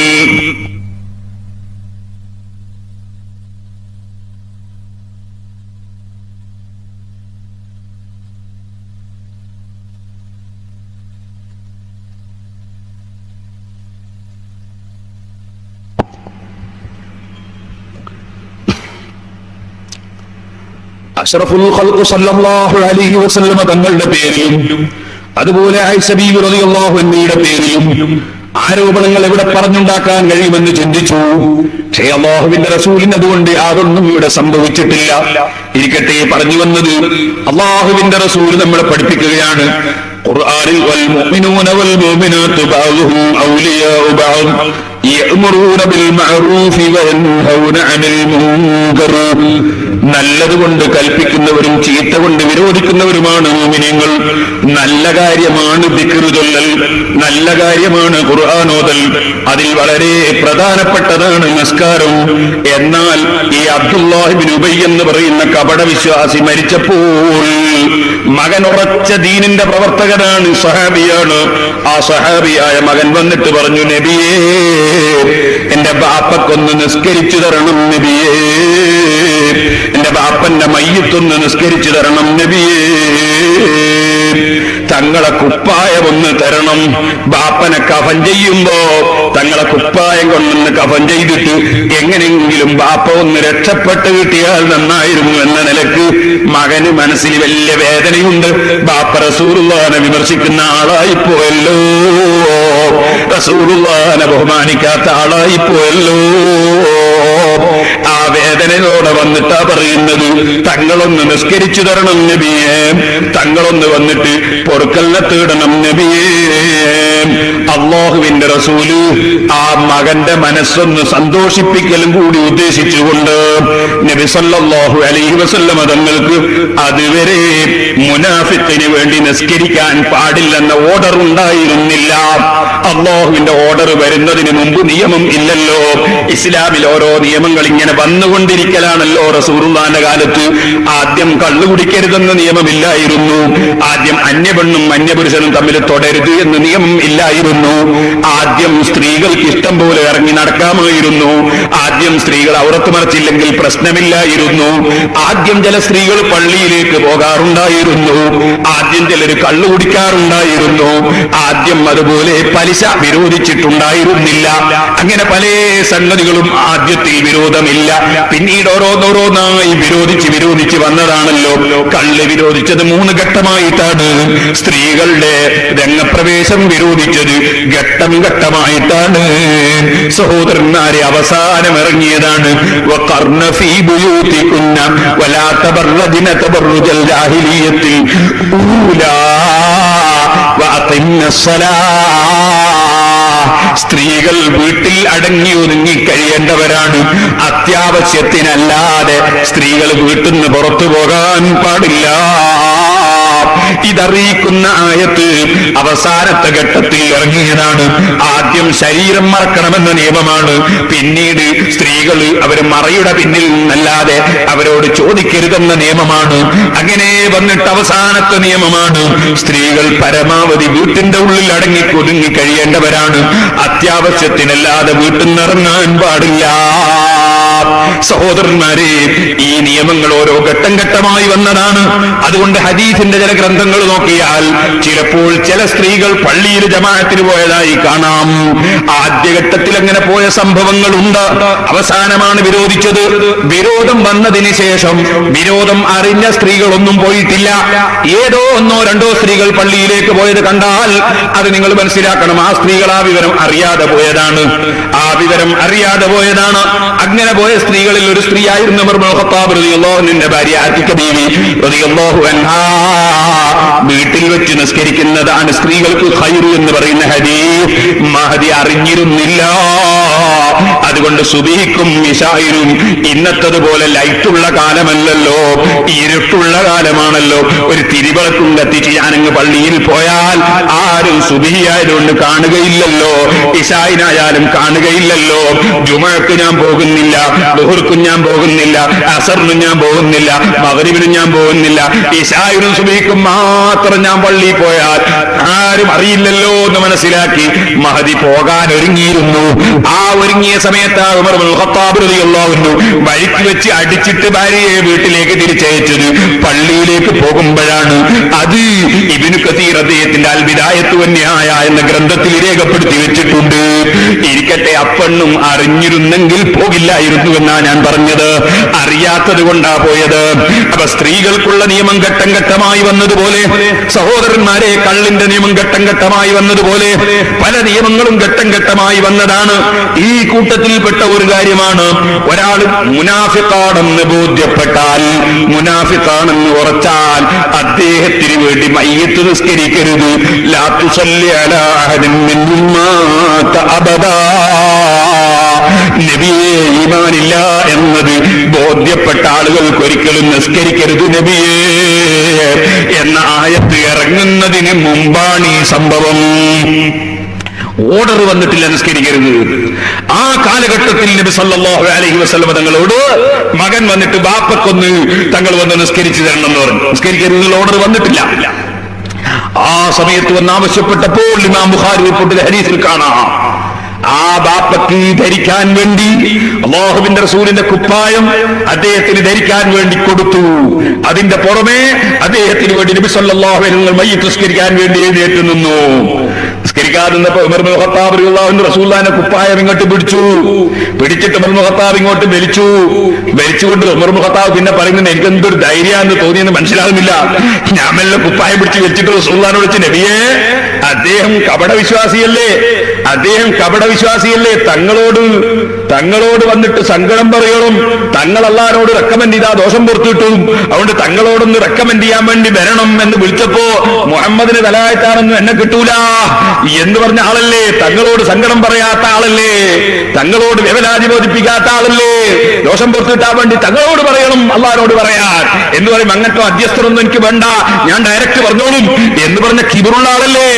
ആ മനുഷ്യന് തങ്ങൾ മയ്യിത്ത് നിസ്കരിക്കാണോ എന്ന് ഉമർ ഇബ്നുൽ ഖത്താബ് റളിയല്ലാഹു അൻഹു ചോദിച്ചപ്പോൾ റസൂൽ സല്ലല്ലാഹു അലൈഹി വസല്ലം തങ്ങൾ പറഞ്ഞു, ഇൻ തസ്തഗ്ഫിർ ലഹും ഔ ലാ തസ്തഗ്ഫിർ ലഹും ലൻ യഗ്ഫിറല്ലാഹു ലഹും.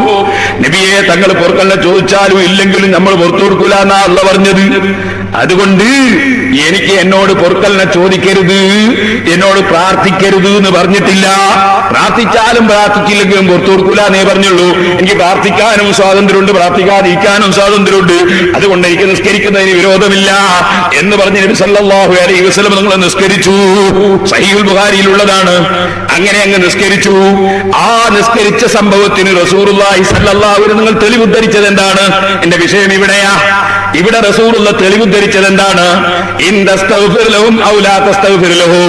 ആ മരിച്ച മയ്യത്തിന് വേണ്ടി തങ്ങൾക്ക് പ്രാർത്ഥിക്കുകയും ചെയ്യാം, പ്രാർത്ഥിക്കാതിരിക്കുകയും ചെയ്യാം, രണ്ടായാലും പുറത്തു കൊടുക്കൂല എന്ന് പറഞ്ഞ ആയത്താണ് നിസ്കാരത്തിന് തെളിവുദ്ധരിച്ചത്. ആര്? റസൂലുള്ള തെളിവുദ്ധരിച്ചത്. ഇവിടെ നിങ്ങൾ മനസ്സിലാക്കണം, മയ്യത്ത് നിസ്കാരം എന്ന് പറഞ്ഞാൽ വാസ്തവത്തിൽ മയ്യത്തിന് വേണ്ടിയുള്ള പ്രാർത്ഥനയാണെന്നാണ് അല്ലാഹുവിന്റെ റസൂൽ ഈ ഹദീസിലൂടെ പഠിപ്പിക്കുന്നത്. മയ്യത്ത് നിസ്കാരം എന്ന് പറഞ്ഞാൽ അതൊരു മയ്യത്തിന് വേണ്ടിയുള്ള പ്രാർത്ഥനയാണ്, അത് മയ്യത്തിന്റെ ഗുണത്തിന് വേണ്ടിയാണ്.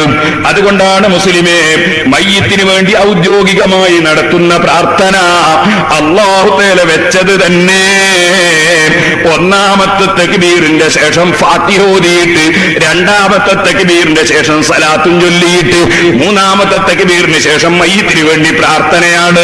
കാരണം മയ്യത്തിന് വേണ്ടി പ്രാർത്ഥിക്കുമ്പോൾ മയ്യത്തിന്റെ ഗുണത്തിന് വേണ്ടി ഒരു ഫാത്തിഹ ഓതിയിട്ട് സലാത്തും ചൊല്ലി പ്രാർത്ഥിക്കണം. ഇത് ലോകത്തെ പഠിപ്പിക്കാനാണ് മയ്യത്ത് നിസ്കാരം ഇന്നലെ കള്ള വെച്ചിട്ടുള്ളത്. അപ്പൊ മയ്യത്തിന്റെ ഗുണത്തിന് വേണ്ടി ഖുർആൻ ഓതുന്നതിന് തെളിവുണ്ടോ എന്ന് ചോദിക്കുന്നവരുണ്ട്.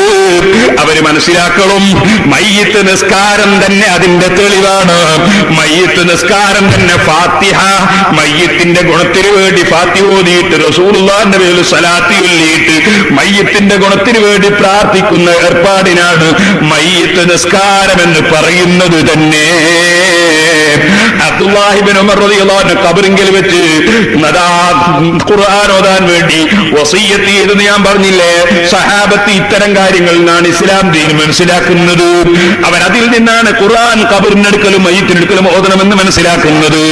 ഇത്തരത്തിലുള്ള ധാരാളം തെളിവുകളിലൂടെയാണ്. ഇരിക്കട്ടെ, ഞാൻ അതിലേക്കൊന്നും ഇപ്പോൾ വിശദമായി കടക്കുന്നില്ല. പറഞ്ഞു വന്നത് സൂറത്തുൽ ഫാത്തിഹ അത് വലിയ പ്രാധാന്യമുള്ള സൂറത്താണ്. ഇതുപോലെ എന്റെ ഉമ്മമാരെ, നിങ്ങൾ സൂറത്ത് യാസീൻ ഓതാൻ വേണ്ടി ശ്രമിക്കണം. യാസീൻ സൂറത്തിനെ സംബന്ധിച്ച് നബി സല്ലല്ലാഹു അലൈഹി വസല്ലം നിങ്ങൾ ഒരു യാസീൻ ഓതിയാൽ 10 പ്രാവശ്യം ഖുർആൻ ഓതിയ പ്രതിഫലം ഉണ്ടെന്നല്ലേ പറഞ്ഞത്. യാസീൻ സൂറത്ത് എത്ര ഓതാൻ കഴിഞ്ഞോ അത്രയും നല്ലതാണ്. യാസീൻ സൂറത്ത് ഓതാൻ ശ്രമിക്കണം. ഖുൽ ഹുവല്ലാഹു അഹദ് സൂറത്തിനെ സംബന്ധിച്ച് തഅദിൽ സുൽസുൽ ഖുർആൻ 3 ഖുൽ ഹുവല്ലാഹു അഹദ് ഓതിയാൽ ഖുർആൻ 30 മൂല്യ പ്രതിഫലം കിട്ടുമെന്ന് നബി സല്ലല്ലാഹു അലൈഹി വസല്ലം തങ്ങൾ പറഞ്ഞിട്ടുണ്ട്. ഖുൽ ഹുവല്ലാഹു അഹദ് സൂറത്ത് കഴിയുമ്പോൾ വർദ്ധിപ്പിക്കാൻ വേണ്ടി ശ്രമിക്കണം. രാവിലെയും വൈകുന്നേരവും 100 പ്രാവശ്യം ഓതാൻ കഴിയുമെങ്കിൽ വളരെ നല്ലതാണ്. ഇരിക്കട്ടെ, അതുപോലെ നല്ല കാര്യങ്ങൾ ജീവിതത്തിൽ കൊണ്ടുവരണം. നിസ്കാരത്തിന് മുമ്പും ശേഷമുള്ള സുന്നത്ത് നിസ്കാരങ്ങൾ നിർവഹിക്കണം. സുബ്ഹാനല്ലാഹ്, നബി സല്ലല്ലാഹു അലൈഹി വസല്ലമ തങ്ങളുടെ അടുക്കൽ വന്നിട്ട് അല്ലാഹുവിന്റെ റസൂലിനോട് ചോദിച്ചപ്പോ അല്ലാഹുവിന്റെ റസൂൽ ഏറ്റവും വലിയ സംഗതിയായി പറഞ്ഞൊരു വിഷയം നിസ്കാരമാണ് കേട്ടോ. ഇപ്പോഴത് പറയാൻ ഇവിടെ സന്ദർഭമില്ല, അവിടെ ഞാൻ നിർത്തുന്നില്ല. ഒറ്റ കാര്യം പറയുകയാണ്, നിസ്കാരം ഫർദ് നിസ്കാരം കൃത്യമായി നിർവഹിക്കണം. സഹോദരിമാരോട് ഞാൻ പറയുന്നു, നിങ്ങൾക്ക് മെൻസസ് ഉള്ള സമയത്ത് നിസ്കാരം നിർബന്ധമില്ല. ഭ്രാന്തന്മാർക്ക് ഭ്രാന്തുള്ള സമയത്ത് നിസ്കാരം നിർബന്ധമില്ല. അതുപോലെ ബോധക്ഷയമുള്ള സമയത്ത് നിസ്കാരം നിർബന്ധമില്ല. അതേ സമയത്ത് ബുദ്ധിയും ശുദ്ധിയുമുള്ളവർക്ക് നിസ്കാരം നിർബന്ധമാണ്. പ്രസവ രക്തമുള്ള സമയത്തും നിസ്കാരം നിർബന്ധമില്ല. ഒരു സ്ത്രീയെ സംബന്ധിച്ചിടത്തോളം ആ സ്ത്രീക്ക് 9 വയസ്സായാൽ മെൻസസ് ഉണ്ടാകാനുള്ള സാധ്യതയുണ്ട്. ആ 9 വയസ്സിന് 16 ദിവസത്തെക്കാൾ ചുരുങ്ങിയ ദിവസമേ ഇനി 9 വയസ്സ് പൂർത്തിയാകാനുള്ളൂ. ഒരു പെണ്ണിന് 9 വയസ്സ് തികയാൻ 16 കുറഞ്ഞ ദിവസമേ ഉള്ളൂ. ആ സമയത്ത് ആ സ്ത്രീ രക്തം കണ്ടാൽ അത് മെൻസസ് ആണെന്ന് മനസ്സിലാക്കണമെന്നാണ് പണ്ഡിതന്മാര് രേഖപ്പെടുത്തിയത്. അവിടുന്ന് അങ്ങോട്ട് അവർക്ക് മെൻസസ് മരിക്കുന്നത് വരെയും ഉണ്ടാകാം. അതേസമയത്ത് ചില അധിക സ്ത്രീകൾക്കും പ്രായമാകുമ്പോൾ മെൻസസ് നിന്ന് പോകും. ഈ മെൻസസ് ഉള്ള സമയത്ത് നിസ്കാരം നിർബന്ധമില്ല. ഒരു പെണ്ണിന് മെൻസസ് ഉണ്ടാവുകയാണെങ്കിൽ അതിന്റെ ഏറ്റവും ചുരുങ്ങിയ പീരീഡ് ഒരു ദിവസമാണ്, 24 മണിക്കൂറാണ്. സാധാരണ നിലക്ക് സ്ത്രീകൾക്കുണ്ടാകുന്ന മെൻസസിന്റെ പീരീഡ് ഒരു 6 or 7 ദിവസമാണ്.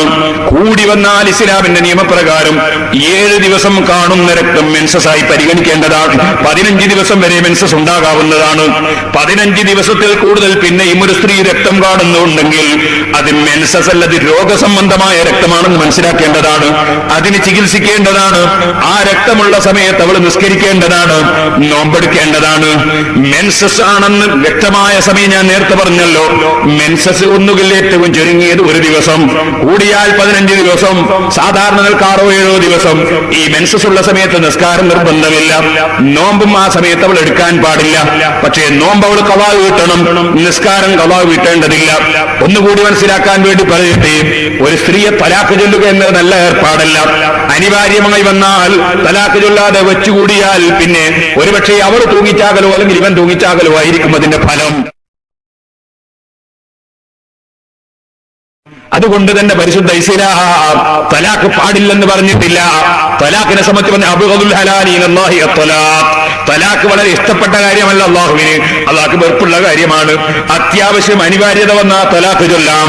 അങ്ങനെ തലാഖ് ചൊല്ലാൻ വകുപ്പില്ലാതിരിക്കുമ്പോഴോ ഇവന്റെ ശല്യം കൊണ്ട് ഇവക്ക് ജീവിക്കാൻ കഴിയുന്നില്ല, അല്ലെ ഇവളെ ശല്യം കൊണ്ട് ഇവനും ജീവിക്കാൻ കഴിയുന്നില്ല.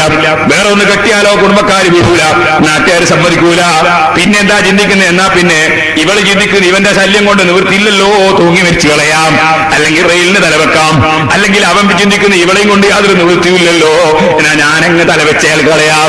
ഈ രൂപത്തിൽ ആത്മഹത്യയിലേക്ക് മനുഷ്യനെ പ്രേരിപ്പിക്കുന്ന വിധത്തിൽ അങ്ങോട്ടും ഇങ്ങോട്ടും സംതൃപ്തിയില്ലാത്ത ദാമ്പത്യ ജീവിതവും കുടുംബജീവിതവും മുമ്പോട്ട് കൊണ്ടുപോകണമെന്ന് ഇസ്ലാം പറയുന്നില്ല.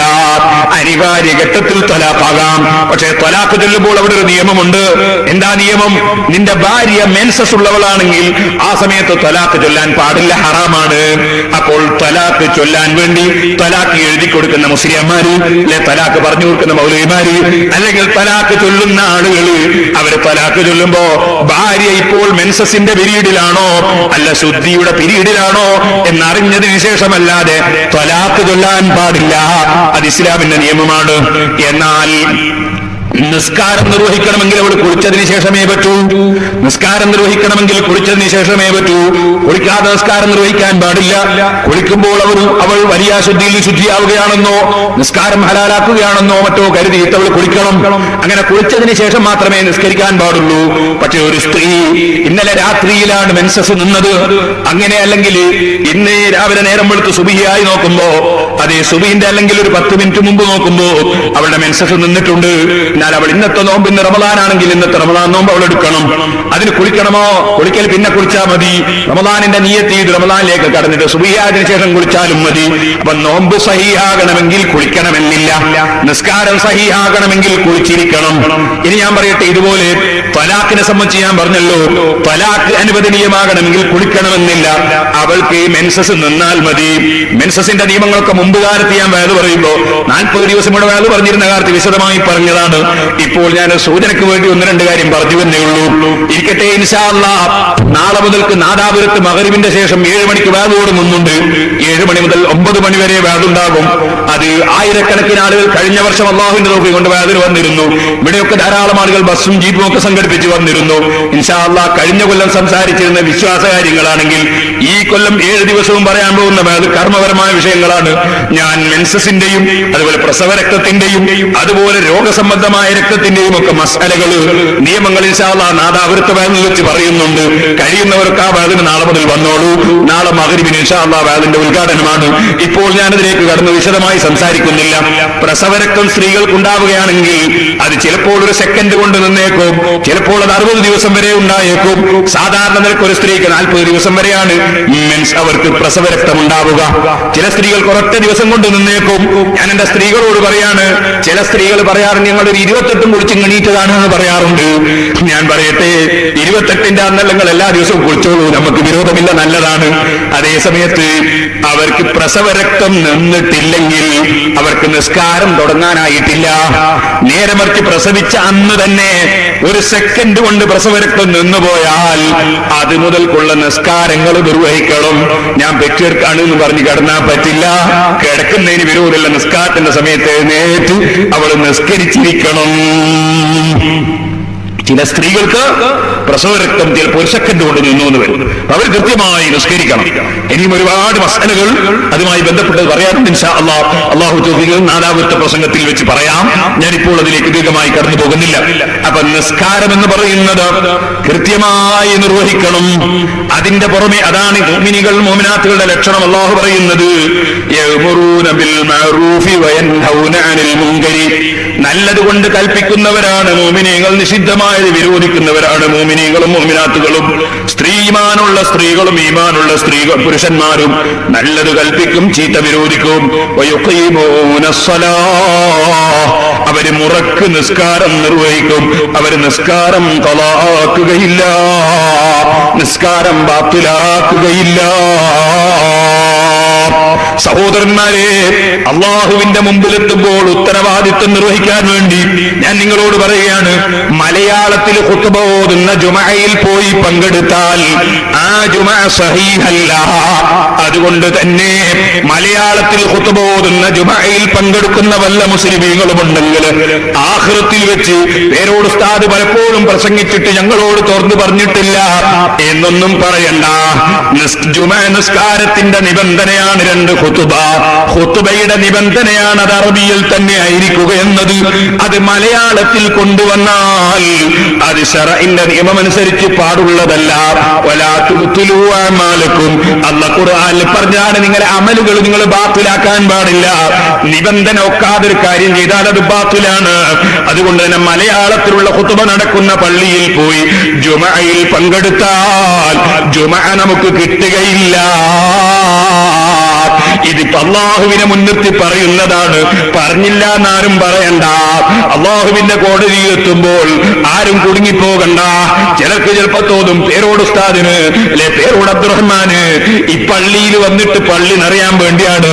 ഞാൻ പറയട്ടെ, ഒരാൾ ഇവിടെ നിസ്കരിക്കാൻ വന്നാൽ അവരെ ഒതുവെടുക്കാനുള്ള വെള്ളത്തിന്റെ കറണ്ടിന്റെ പൈസ നമ്മൾ ഉണ്ടാക്കണം എന്നല്ലാതെ നമ്മക്കതുകൊണ്ട് വേറെ ദുന്യാവിലൊന്നും കിട്ടാനില്ല.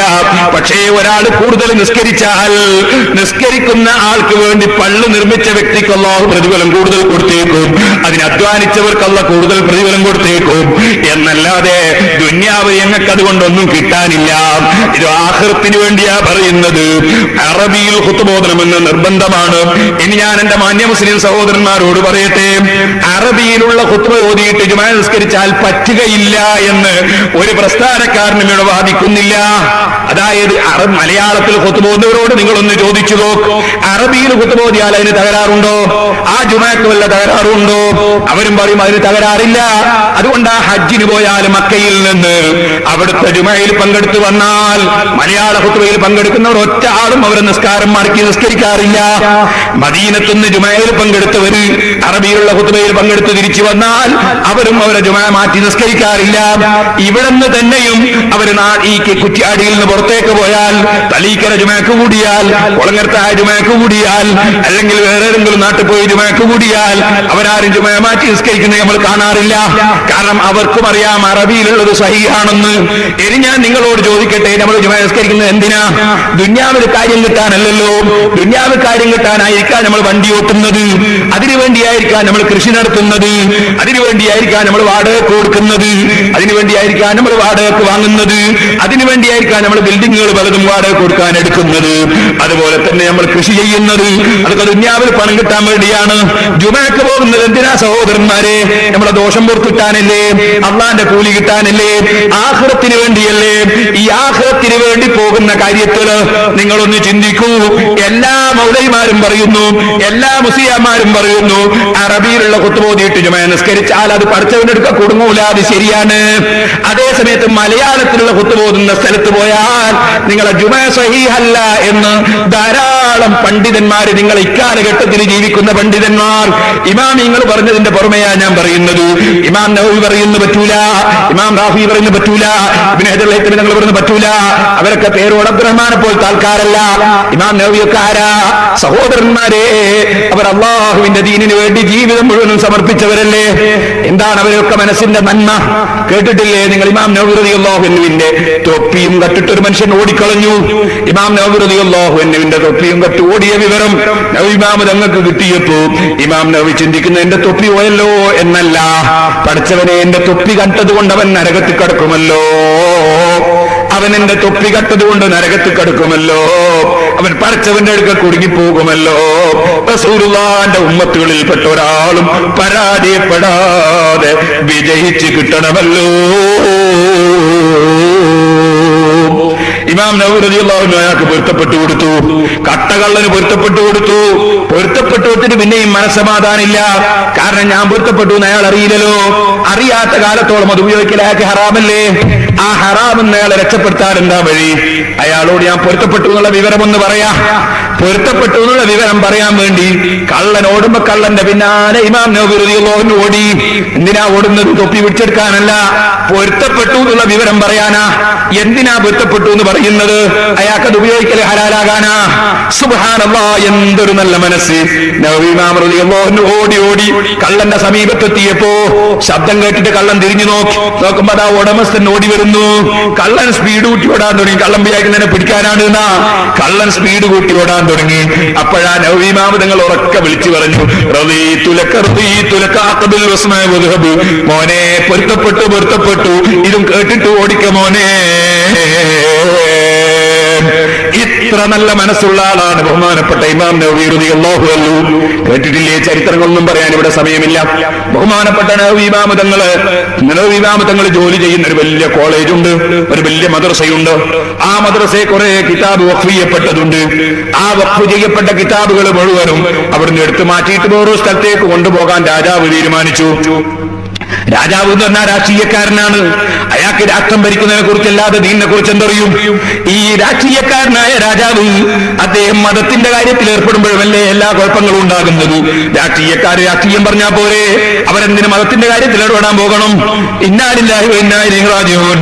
നവവി ഇമാം റളിയല്ലാഹു അൻഹു ദർസ് നടത്തുന്ന മദ്രസ, ആ മദ്രസയിൽ നിന്ന് കിതാബുകൾ നീക്കം ചെയ്യാൻ രാഷ്ട്രീയക്കാരനായ രാജാവ് തീരുമാനിച്ചു. ആ രാജാവിന്റെ തീരുമാനപ്രകാരം വന്നിട്ടെന്ന് പറഞ്ഞുകൊണ്ട് കിതാബുകളൊക്കെ ഇപ്പൊ നീക്കം ചെയ്യണം. നവവി ഇമാം റളിയല്ലാഹു അൻഹു വളരെ പാവപ്പെട്ട വ്യക്തിയായി പള്ളിയിൽ ദർസ് നടത്തുന്ന പണ്ഡിതനാണ്, ആ മദ്രസയിൽ ദർസ് നടത്തുന്ന പണ്ഡിതനാണ്. നവവി ഇമാം തങ്ങൾ പറഞ്ഞു, അനുവദിക്കൂല രാജാവേ, അനുവദിക്കൂല. നിങ്ങൾ ചിലപ്പോൾ രാഷ്ട്രീയക്കാരനായിരിക്കും, നിങ്ങൾ വല്ല ഭരണമുള്ളവരായിരിക്കും, പക്ഷേ മതത്തിന്റെ കാര്യത്തിൽ ഇടപെടാൻ വിടൂല, കിതാബ് കൊണ്ടുപോകാൻ അനുവദിക്കൂല. അപ്പൊ രാജാവിനെ ചുണ്ടി പിടിച്ചു. നവവി ഇമാം റളിയല്ലാഹു അൻഹു ആക്രമിക്കാൻ വേണ്ടി, ബഹുമാനപ്പെട്ട നവവി ഇമാം റളിയല്ലാഹു അൻഹു പിടിക്കാൻ വേണ്ടി ഒരു കാലിങ്ങോട്ട് എടുത്തു വെച്ചൊരു ചാട്ടം നവവി ഇമാം റളിയല്ലാഹു അൻഹു കൊള്ളച്ചാടുമ്പോ ഇമാം നവവി റളിയല്ലാഹു അൻഹുവിന്റെ ശരീരത്തിന്റെ തൊട്ടടുത്തതാ നല്ല ഒന്നാം നമ്പർ ഒരു സിംഹം നിൽക്കുന്നു. ഈ സിംഹം എവിടുന്ന് വന്നു എന്നറിയില്ല, എങ്ങനെ വന്നു എന്നറിയില്ല. നവവി ഇമാം തങ്ങളെ സമീപത്ത് ഒരു സിംഹം ഇങ്ങനെ കണ്ണും മിഴിച്ചു നിൽക്കുന്നു. രാജാവ് അവിടുന്ന് ഇറങ്ങിയ ഒരൊറ്റ ഓട്ടമാണ്, പുല്ല് മുളച്ചിട്ടില്ല. നേരെ ചെന്നിട്ട് മാനേജറോട് പറയുന്നു, ഈ സ്ഥാപനത്തിന്റെ മാനേജറോട് പറയുന്നു, അവിടെയുണ്ടൊരു പണ്ഡിതൻ ഇരിക്കുന്നു, നമ്മൾ ഇവിടുത്തെ വലിയ ഭരണാധികാരിയായിട്ട് നമ്മൾ പറയും പോലെ കേൾക്കുന്നില്ല, അയാൾ പറയും പോലെ മസല ഞാൻ അംഗീകരിച്ചു കൊടുക്കണം പോലും, ഞാൻ പറയും പോലെ എന്തേ അയാൾക്ക് പറഞ്ഞാൽ ഏത് രാഷ്ട്രീയക്കാരന്റെയും മനസ്സിലുണ്ടാകുന്ന ഒരു താല്പര്യമാണ് പണ്ഡിതന്മാരൊക്കെ നമ്മളെ കസ്റ്റഡിയിലായിരിക്കണം, നമ്മൾ പറയും പോലെ മൂളണം എന്നൊരു താല്പര്യം. അതിന് ആഖിറത്തിൽ വിശ്വസിക്കുന്ന ഉലമാക്കളെ കിട്ടൂല കേട്ടോ. ബഹുമാനപ്പെട്ട ഇമാം നബവി റഹിമഹുല്ലാഹ് മഹാനവറുകളെ സംബന്ധിച്ച് വന്ന് പറയാണ്, മാനേജറോട് പറയാണ്, ആ മുസ്ലിയാർക്കിന് ശമ്പളം കൊടുക്കണ്ട, ഭക്ഷണവും കൊടുക്കണ്ട, പിരിഞ്ഞു പോകട്ടെ. ബഹുമാനപ്പെട്ട മാനേജർ ആ സമയത്ത് രാജാവിനോട് പറയുന്ന, ആ രാജാവെ കഥയറിയണയോ നിങ്ങൾക്ക്? ഇന്ന് വരെ അദ്ദേഹം ഈ സ്ഥാപനത്തിൽ ജോലി ചെയ്തിട്ട് ഒരു നയാകാശ് ശമ്പളം പറ്റിയിട്ടില്ല, ഇവിടുന്ന് ഭക്ഷണവും കഴിക്കാറില്ല, പകല് പകൽ സമയത്ത് നോമ്പായിരിക്കും, രാത്രി സമയത്ത് നീണ്ട തഹജ്ജുദും കിതാബ് എഴുതലുമായിരിക്കും. വൈകുന്നേരം കുറച്ച് കാരക്കയും വെള്ളവും കുറഞ്ഞ ലഘുവായ ഭക്ഷണം ബാപ്പ സ്വന്തം വീട്ടിൽ നിന്ന് കൊണ്ട കൊടുക്കും, അതുകൊണ്ട് നോമ്പ് തുറക്കും. അതുപോലെ അത്താഴത്തിനും ഒരു ലഘുഭക്ഷണം ബാപ്പ കൊണ്ട കൊടുക്കും, ആ ഭക്ഷണം കൊണ്ട് അത്താഴം കഴിക്കും. അല്ലാതെ നമ്മളെ സ്ഥാപനത്തിൽ നിന്ന് ഭക്ഷണം കഴിക്കാറില്ല, ശമ്പളം ഇന്നുവരെ പറ്റിയിട്ടില്ല. ഇതങ്ങ് കേട്ടപ്പോഴാ ബഹുമാനപ്പെട്ട ഇമാം നവവി തങ്ങളുടെ മഹത്വത്തെ കുറിച്ച് ഈ രാജാവിന് ബോധം വരുന്നത്. രാജാവ് പറഞ്ഞു, എന്നാൽ അത് തന്നെയല്ലേ ഞാൻ ആക്രമിക്കാൻ വേണ്ടി മുന്നോട്ടങ്ങ് നീങ്ങിയപ്പോ ആ പടുകൂട്ടൻ സിംഹത്തെ കണ്ടതിന്റെ രഹസ്യം ഇത് തന്നെയല്ലേ? ആ ഇമാം നവവി റളിയല്ലാഹു അൻഹു മക്കളെ, ഹൽ യുസ്തറതു ഖൗറുൽ ഖുതുബത്തി അറബിയ്യതൻ, ഖുതുബ അറബിയിലായിരിക്കൽ നിബന്ധനയുണ്ടോ ഇല്ലേ എന്നൊരു ചർച്ച ശറഹുൽ മുഹദ്ദബിൽ എടുത്തിട്ട് പറയുന്നു, ശരിയായ അഭിപ്രായം യുസ്തറതു അറബിയിലായിരിക്കൽ നിർബന്ധമാണ്, നിബന്ധനയാണ്. ലിഅന്നഹു ദിക്റും മഫ്റൂദുൻ, കാരണം ഖുതുബ എന്നതൊരു ഫർളായ ദിക്റാണ്. ദിക്ർ അറബിയിലല്ലാതെ ദിക്റില്ല. മലയാളത്തിൽ സുബ്ഹാനല്ലാഹ്, മലയാളത്തിൽ അല്ലാഹു അക്ബർ പറയലുണ്ടോ, മലയാളത്തിൽ ബിസ്മി ചൊല്ലലുണ്ടോ, ദിക്റുണ്ടോ മറ്റൊരു ഭാഷയിൽ കൊണ്ടുവരുന്നു. ലിഅന്നഹു ദിക്റും മഫ്റൂദുൻ, അതൊരു ഫർളാക്കപ്പെട്ട ദിക്റാണ്. കത്തശഹുദി അത്തഹിയാത്ത് പോലെ, തക്ബീറത്തുൽ ഇഹ്റാമി തക്ബീറത്തുൽ ഇഹ്റാം പോലെ അതൊക്കെ ദിക്റായതുപോലെ ഖുതുബയും ഒരു ദിക്റാണ്, ഫർളായ ദിക്റാണ് എന്ന് പറഞ്ഞിട്ട് മഹാനവറുകൾ വീണ്ടും പറയാണ്, മാ ഖൗലിഹി സ്വല്ലല്ലാഹു അലൈഹി വസല്ലം, അല്ലാഹുവിന്റെ റസൂൽ പറഞ്ഞിട്ടും ഉണ്ട്. ഇമാം ബുഖാരി റിപ്പോർട്ട് ചെയ്ത ഹദീസിൽ, സല്ലൂ കമാ റഅയ്തുമൂനി ഉസല്ലി, ഞാൻ എങ്ങനെ നിസ്കരിക്കുന്നതാണോ നിങ്ങൾ കണ്ട് മനസ്സിലാക്കിയത് അതുപോലെ നിസ്കരിക്കണമെന്ന് റസൂലുള്ളാഹി പറഞ്ഞിട്ടുണ്ട്. വകാന യഖ്തുബു ബിൽ അറബിയ്യ, അല്ലാഹുവിന്റെ റസൂൽ അറബി ഭാഷയിൽ മാത്രം ഖുതുബ ഓതി, അറബി ഭാഷയിൽ മാത്രമാണ് നിസ്കരിച്ചത്. അതുകൊണ്ട് റസൂലുള്ളാഹി നിസ്കരിച്ചതുപോലെ ആകണമെങ്കിൽ അറബിയിൽ മാത്രം ഖുതുബ ഓതി, അറബിയിൽ മാത്രം നിസ്കരിക്കണം. റസൂലുള്ളാഹി ഒരിക്കലും നിസ്കരിച്ച ഭാഷയിലല്ലാതെ ഖുതുബ ഓതിയിട്ടില്ല, ഖുതുബ ഓതിയ ഭാഷയിലല്ലാതെ നിസ്കരിച്ചിട്ടില്ല. നിസ്കാരത്തിനൊരു ഭാഷയും ഖുതുബക്കൊരു ഭാഷയും അങ്ങനെ റസൂലുള്ളാഹിന്റെ ജീവിതത്തിൽ ഉണ്ടായിട്ടില്ല, സഹാബത്തിന്റെ ജീവിതത്തിൽ ഉണ്ടായിട്ടില്ല. അങ്ങനെ ഇന്നോളം ഈ അടുത്ത കാലം വരെയുള്ള ഒരൊറ്റ മുസ്ലിം പണ്ഡിതന്റെ ജീവിതത്തിലും ഉണ്ടായിട്ടില്ല. ഇമാം നവവി റളിയല്ലാഹു അൻഹു അടക്കമുള്ള പണ്ഡിതന്മാർ വിവരിക്കുന്നു. അതുകൊണ്ട് അല്ലാഹുവിന്റെ അടുക്കൽ കുടുങ്ങിപ്പോകരുതെന്ന് മനസ്സിലാക്കി പറയുകയാണ്. ആളുകളെ തൃപ്തിയല്ലല്ലോ നമ്മളെ ലക്ഷ്യം, അല്ലാഹുവിന്റെ തൃപ്തിയാണ്. അല്ലാഹുവല്ലാതെ കൊടുക്കുന്നവനില്ല, തടയുന്നവനില്ലെന്ന് വിശ്വസിച്ചിട്ടാ പറയുന്നത്. ഓ മുഅ്മിനീങ്ങളെ, ഒരാഴ്ച ചെയ്തു പോകുന്ന തെറ്റുകൾ ശുദ്ധീകരിക്കപ്പെട്ട ദിവസമാ വെള്ളിയാഴ്ച. ആ വെള്ളിയാഴ്ചത്തെ ഏറ്റവും പ്രധാനപ്പെട്ട നിസ്കാരമാ ജുമുഅ. ആ ജുമുഅന്റെ ഖുതുബ മലയാളത്തിലാക്കുന്നതോടെ നമ്മളെ ജുമുഅ ബാത്തിലായി പോയി കേട്ടോ. അതുകൊണ്ട് മുസ്ലിമീങ്ങളെ അറബി ഭാഷയുള്ള ഖുതുബയിലും ജുമുഅയിലും അല്ലാതെ പങ്കെടുക്കരുത്. ഇനി ഞാൻ എന്റെ മുസ്ലിമീങ്ങളോട് പറയട്ടെ, ജുമുഅക്ക് മുമ്പ് പള്ളിയിലെത്തിയവരെന്താ വേണ്ടത്? ഇമാം നവവി റളിയല്ലാഹു അൻഹു പറയുന്നു, ഇമാം നവവി, ഞാനിപ്പോ പറഞ്ഞ ഇമാം നവവി ഇല്ലേ, ആ ഇമാം നവവി പറയുന്നു. അതുപോലെ ഇമാം റാഫിഈ റളിയല്ലാഹു അൻഹു പറയുന്നു. ശറഹുൽ മുഹദ്ദബ് നോക്കിയാൽ കാണാം, ശറഹുൽ വജീസ് നോക്കിയാൽ കാണാം, എല്ലാ കിതാബുകളിലും കാണാം. ജുമുഅക്ക് മുമ്പ് പള്ളിയിൽ വന്നാൽ എന്താ വേണ്ടത്? അതേ, വഹും യസ്തഗ്ലൂന ബിദ്ദിക്രി വസ്സലാത്തി വൽഖിറാഅത്തി വസ്സലാത്തി അലൻ നബി സല്ലല്ലാഹു അലൈഹി വസല്ലം. ജുമുഅക്ക് മുമ്പ് പള്ളിയിലെത്തിയാൽ ദിക്ർ കൊണ്ട് ജോലിയാകണം, റസൂലുള്ളാഹിന്റെ സലാത്ത് കൊണ്ട് ജോലിയാകണം, ഖുർആനോത്ത് കൊണ്ട് ജോലിയാകണം. ഈ മൂന്ന് കാര്യം സുന്നത്താണെന്ന് ഇമാം നവവി റഹിമഹുല്ലാ പറയുന്നു, ഇമാം റാഫിഈ റഹിമഹുല്ലാ പറയുന്നു. അതുകൊണ്ട് തന്നെ ഞാൻ പറയട്ടെ, ജുമുഅക്ക് മുമ്പ് ചില സ്ഥലങ്ങളിൽ ഒരു പ്രസംഗം നടത്തുന്ന ഏർപ്പാടുണ്ട്. അത് സുന്നത്ത് ജമാഅത്തിന്റെ നടപടിയല്ല, ഇമാമിങ്ങൾ പഠിപ്പിച്ച നടപടിയല്ല.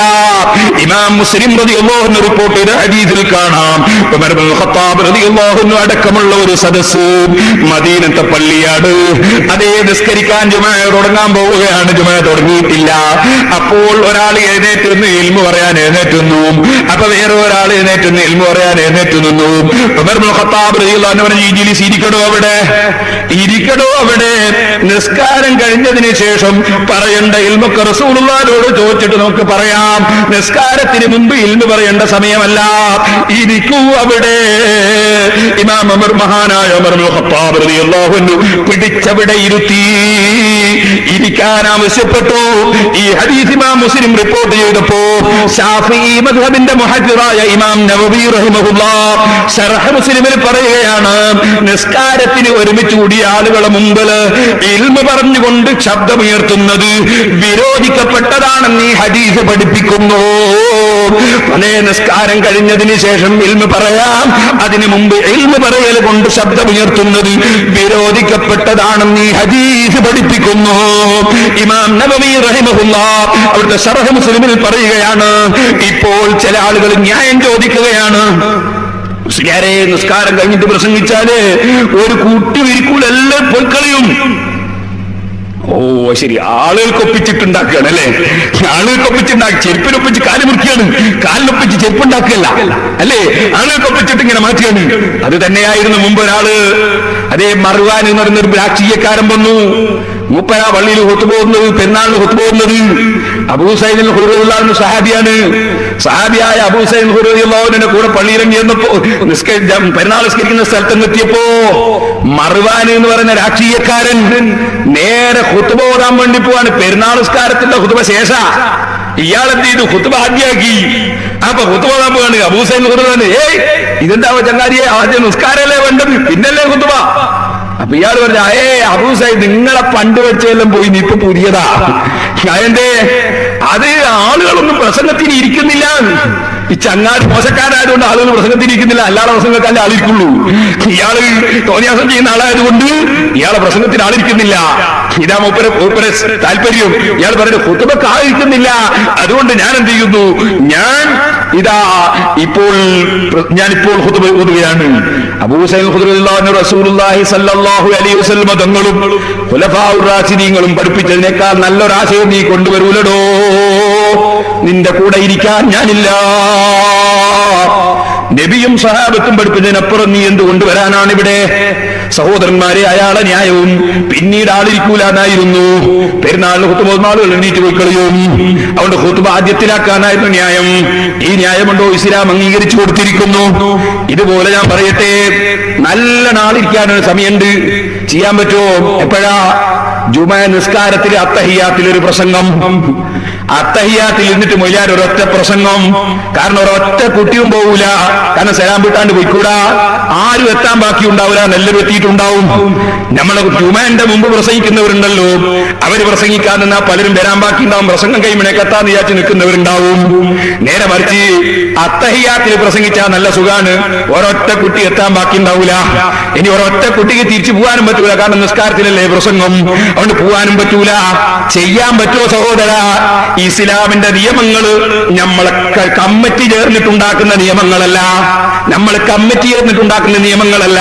ചിലപ്പോ ക്രിസ്ത്യാനികളായ സഹോദരന്മാർക്ക് അവരെ അച്ഛന്മാരിരുന്നിട്ടുണ്ടാക്കുന്ന നിയമങ്ങൾ ഉണ്ടാകും. നമ്മളെ മതം അങ്ങനെയല്ല. അള്ളാഹുവിന്റെ റസൂൽ പഠിപ്പിച്ചതുപോലെ, 4 ഖുലഫാഉർ റാഷിദീങ്ങൾ പഠിപ്പിച്ചതുപോലെ, സഹാബത്ത് പഠിപ്പിച്ചതുപോലെ, മദ്ഹബിന്റെ ഇമാമിങ്ങൾ പഠിപ്പിച്ചതുപോലെ, നമ്മളെ മുൻഗാമികൾ പഠിപ്പിച്ചതുപോലെ ജീവിക്കുന്നതിനാ സുന്നത്ത് ജമാഅത്ത് എന്ന് പറയുന്നത്. ഞാൻ സുന്നിയാണ് എന്നുകൊണ്ട് ഒരാൾ സുന്നിയാവൂല. സുന്നത്ത് ജമാഅത്താകണമെങ്കിൽ സുന്നത്ത് അള്ളാഹുവിന്റെ റസൂലിന്റെ നടപടിക്കാ സുന്നത്ത് എന്ന് പറയുന്നത്. ജമാഅത്ത് എന്ന് പറഞ്ഞാൽ അത് റസൂലുള്ളാഹിന്റെ സഹാബത്ത് മുതൽക്ക് ഇന്നേ വരെയുള്ള മുസ്ലിങ്ങളുടെ കൂട്ടായ്മക്കാണ് ജമാഅത്ത് എന്ന് പറയുന്നത്. അപ്പൊ റസൂലുള്ള പഠിപ്പിച്ചതും അന്ന് മുതൽ ഇന്നേ വരെയുള്ള പണ്ഡിതന്മാര്, ആ മുസ്ലിം പണ്ഡിതന്മാരെ കൂട്ടായ്മയും മുസ്ലിം ബഹുജനങ്ങളുടെ കൂട്ടായ്മയും അതിനെ അംഗീകരിക്കുന്നവരാണ് സുന്നത്ത് ജമാഅത്ത് എന്ന് പറയുന്നത്. ആ കൂട്ടായ്മയിൽ നിന്ന് വ്യതിചലിച്ചു പോകുമ്പോൾ ആശയം തെറ്റിപ്പോയി. ആശയം തെറ്റുമ്പോൾ സുന്നത്തുനിന്ന് പുറത്തേക്ക് പോയി. അതിനാണ് ബിദ്അത്ത് എന്ന് പറയുന്നത്. ഞാൻ ആ ഭാഗങ്ങളിലേക്ക് വിശദമായി കടന്ന് സംസാരിക്കുന്നില്ല. സഹോദരന്മാരെ, ഞാൻ നിങ്ങളോട് ഉണർത്തട്ടെ, ചില ആളുകൾ ദീനിന്റെ കാര്യങ്ങളൊക്കെ നമ്മളെ ഇഷ്ടത്തിന് അങ്ങോട്ടും ഇങ്ങോട്ടുമാക്കി മാറ്റാമെന്ന് ധരിക്കുന്നവരുണ്ട്. ആ ധാരണ തിരുത്തപ്പെടേണ്ടതാണ്. അല്ലാഹു ജല്ല ജലാലുഹു ഹഖിനെ ഹഖായി മനസ്സിലാക്കി കൊടുക്കാനുള്ള ഭാഗ്യം നൽകുമാറാകട്ടെ. അപ്പൊ നിസ്കാരം കൃത്യമായി നിർവഹിക്കുന്നവരാകണം സഹോദരിമാരെ.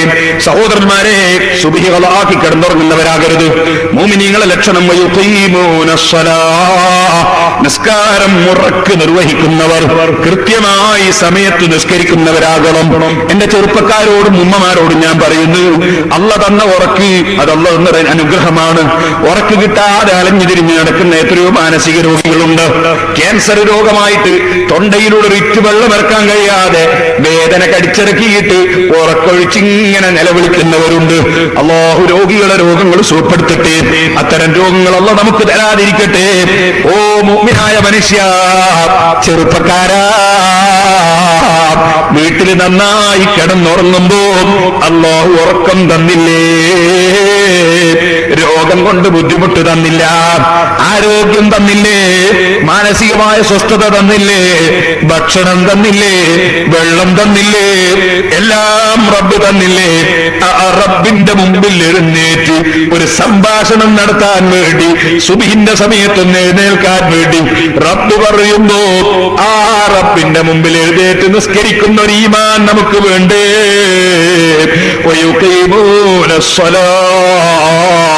ഈമാനുള്ളവർ നിസ്കാരം മുറക്ക് നിർവഹിക്കുന്നവരാണെന്ന് ഖുർആൻ പറയുന്നു. ഓ സഹോദരിമാരെ, സഹോദരന്മാരെ, വയൂതൂന ഈമാനുള്ള മുഅ്മിനീങ്ങൾ സക്കാത്ത് കൊടുത്തു വീട്ടുന്നവരാണ്. അല്ലാഹു തആല പറഞ്ഞത് സക്കാത്ത് ആരെങ്കിലും ഏൽപ്പിക്കുന്നവരാണ് എന്നല്ല, സക്കാത്ത് കൊടുത്തു വീട്ടുന്നവരാണ്. സക്കാത്ത് കൊടുത്തു വീട്ടണം. ആരെങ്കിലും ഏൽപ്പിച്ചാൽ പോരാ എന്ന് പറഞ്ഞാൽ അതിനർത്ഥം ഏതെങ്കിലും വളരെ സൂക്ഷ്മതയോടെ ജീവിക്കുന്ന, ഏതെങ്കിലും വളരെയേറെ ഉറപ്പുള്ള സൂക്ഷ്മതയോടെ ജീവിക്കുന്ന ഒരു മുഅ്മിനായ മനുഷ്യനെ സക്കാത്ത് കൊടുക്കാൻ ഏൽപ്പിച്ചുകൂടാ എന്നല്ല ഞാൻ പറഞ്ഞതിനർത്ഥം. മറിച്ച് കമ്മിറ്റികളെ സക്കാത്ത് ഏൽപ്പിക്കുക എന്നൊരു ഏർപ്പാട് പരിശുദ്ധ ഇസ്ലാമിൽ ഇല്ലേ? ഇല്ല. കമ്മിറ്റികളെ സക്കാത്ത് ഏൽപ്പിക്കുന്ന ഏർപ്പാട് പരിശുദ്ധ ഇസ്ലാമിൽ ഇല്ലേ? ഇല്ല. റസൂലുള്ളാഹിന്റെ കാലത്ത് ഒരു കമ്മിറ്റിയെയും സക്കാത്ത് ഏൽപ്പിച്ചിട്ടില്ല, സഹാബത്തിന്റെ കാലത്ത് ഏൽപ്പിച്ചിട്ടില്ല, മദ്ഹബിന്റെ ഇമാമിങ്ങൾ ഏൽപ്പിച്ചിട്ടില്ല. ഏൽപ്പിച്ചു എന്ന് കാണിക്കാൻ ഒരാൾക്കും സാധ്യവും അല്ല. അതുകൊണ്ട് തന്നെ ഞാൻ എന്റെ മുസ്ലിമീങ്ങളോട് പറയുന്നു, സക്കാത്ത് സ്വന്തത്തിൽ കൊടുത്തു വീട്ടുകയാ വേണ്ടത്. ബഹുമാനപ്പെട്ട ഇമാം ശാഫിഈ റളിയല്ലാഹു അൻഹു പറഞ്ഞു, അതേ ലാ ഉഹിബ്ബു ലിവാഹിദിൻ മിനൻ നാസി അൻ യുവല്ലിയ സകാത മാലിഹി ഗൈറഹ്, അവനവന്റെ സക്കാത്ത് മറ്റൊരാളെ ഏൽപ്പിച്ചു കൊടുക്കുന്നത് ഞാൻ ഇഷ്ടപ്പെടുന്നില്ല. എനിക്കിഷ്ടം അവനവൻ തന്നെ സക്കാത്ത് കൊടുക്കുന്നതാണ്. എന്തുകൊണ്ട്? അവനവൻ ആ സക്കാത്ത് കൊടുക്കേണ്ടവന് കൊടുത്തു എന്ന ഉറപ്പ് കിട്ടാൻ അവനവൻ തന്നെ കൊടുത്തേക്കണം. അല്ലെങ്കിൽ ഒരു വ്യക്തിയെ ഏൽപ്പിക്കണം. ഒരു വ്യക്തിയെ ഏൽപ്പിക്കുമ്പോൾ എന്താ ഗുണം? അയാൾ കൊടുത്തോ ഇല്ലേ എന്നുള്ളത് അയാളെ നമുക്ക് ചോദ്യം ചെയ്യാനും കഴിയും, അയാളോട് ചോദിച്ച് മനസ്സിലാക്കാനും കഴിയും. കമ്മിറ്റി ആയാലോ, കമ്മിറ്റി എന്ന് പറഞ്ഞാൽ എന്താ സംഗതി എന്ന് ആദ്യം മനസ്സിലാക്കണം. 10 ആള് കൂടിയിട്ടുള്ള ഒരു കമ്മിറ്റി, ഇന്നലെ വരെ പ്രസിഡന്റായവൻ ഇന്ന് ചിലപ്പോ കമ്മിറ്റിന്ന് പുറത്താണ്. അപ്പൊ ഇന്നലെ കൊടുത്തവൻ ചിലപ്പോ എടോ നിന്റെ ഞാൻ സക്കാത്ത് നീ കൊടുത്തോ, അത് കമ്മിറ്റിയിലല്ലേ കൊടുത്തേ, ഞാൻ ഇപ്പൊ ഇന്ന് രാജിവെച്ചിരിക്കുന്നു, അല്ലെങ്കിൽ എന്നെ പുറത്താക്കിയിരിക്കുന്നു എന്ന് പറഞ്ഞാൽ അവന്റെ കഴിഞ്ഞ്. ഇതല്ലേ കമ്മിറ്റിന്റെ അവസ്ഥ. അത് ആ വ്യക്തികളെ ഏൽപ്പിക്കാമെന്നും കമ്മിറ്റി ഏൽപ്പിച്ചുകൂടാന്നും പറയാൻ കാരണം കമ്മിറ്റിക്ക് നിലനിൽപ്പില്ല, കമ്മിറ്റിയിലെ അംഗങ്ങൾക്കും നിലനിൽപ്പില്ല. ബഹുഭൂരിപക്ഷം കൂടിയാ പിരിച്ചുവിടാൻ പുറത്താക്കാൻ കഴിയുന്നതിന്റെ പേരാ കമ്മിറ്റി എന്ന് പറയുന്നത്. ഭൂരിപക്ഷം പറഞ്ഞാൽ പുറത്താക്കാൻ കഴിയും. അതുപോലെ തന്നെ തീരുമാനങ്ങൾ ചേർന്നിട്ടെടുക്കുന്ന തീരുമാനമാ, ശറഇന്റെ തീരുമാനമല്ല.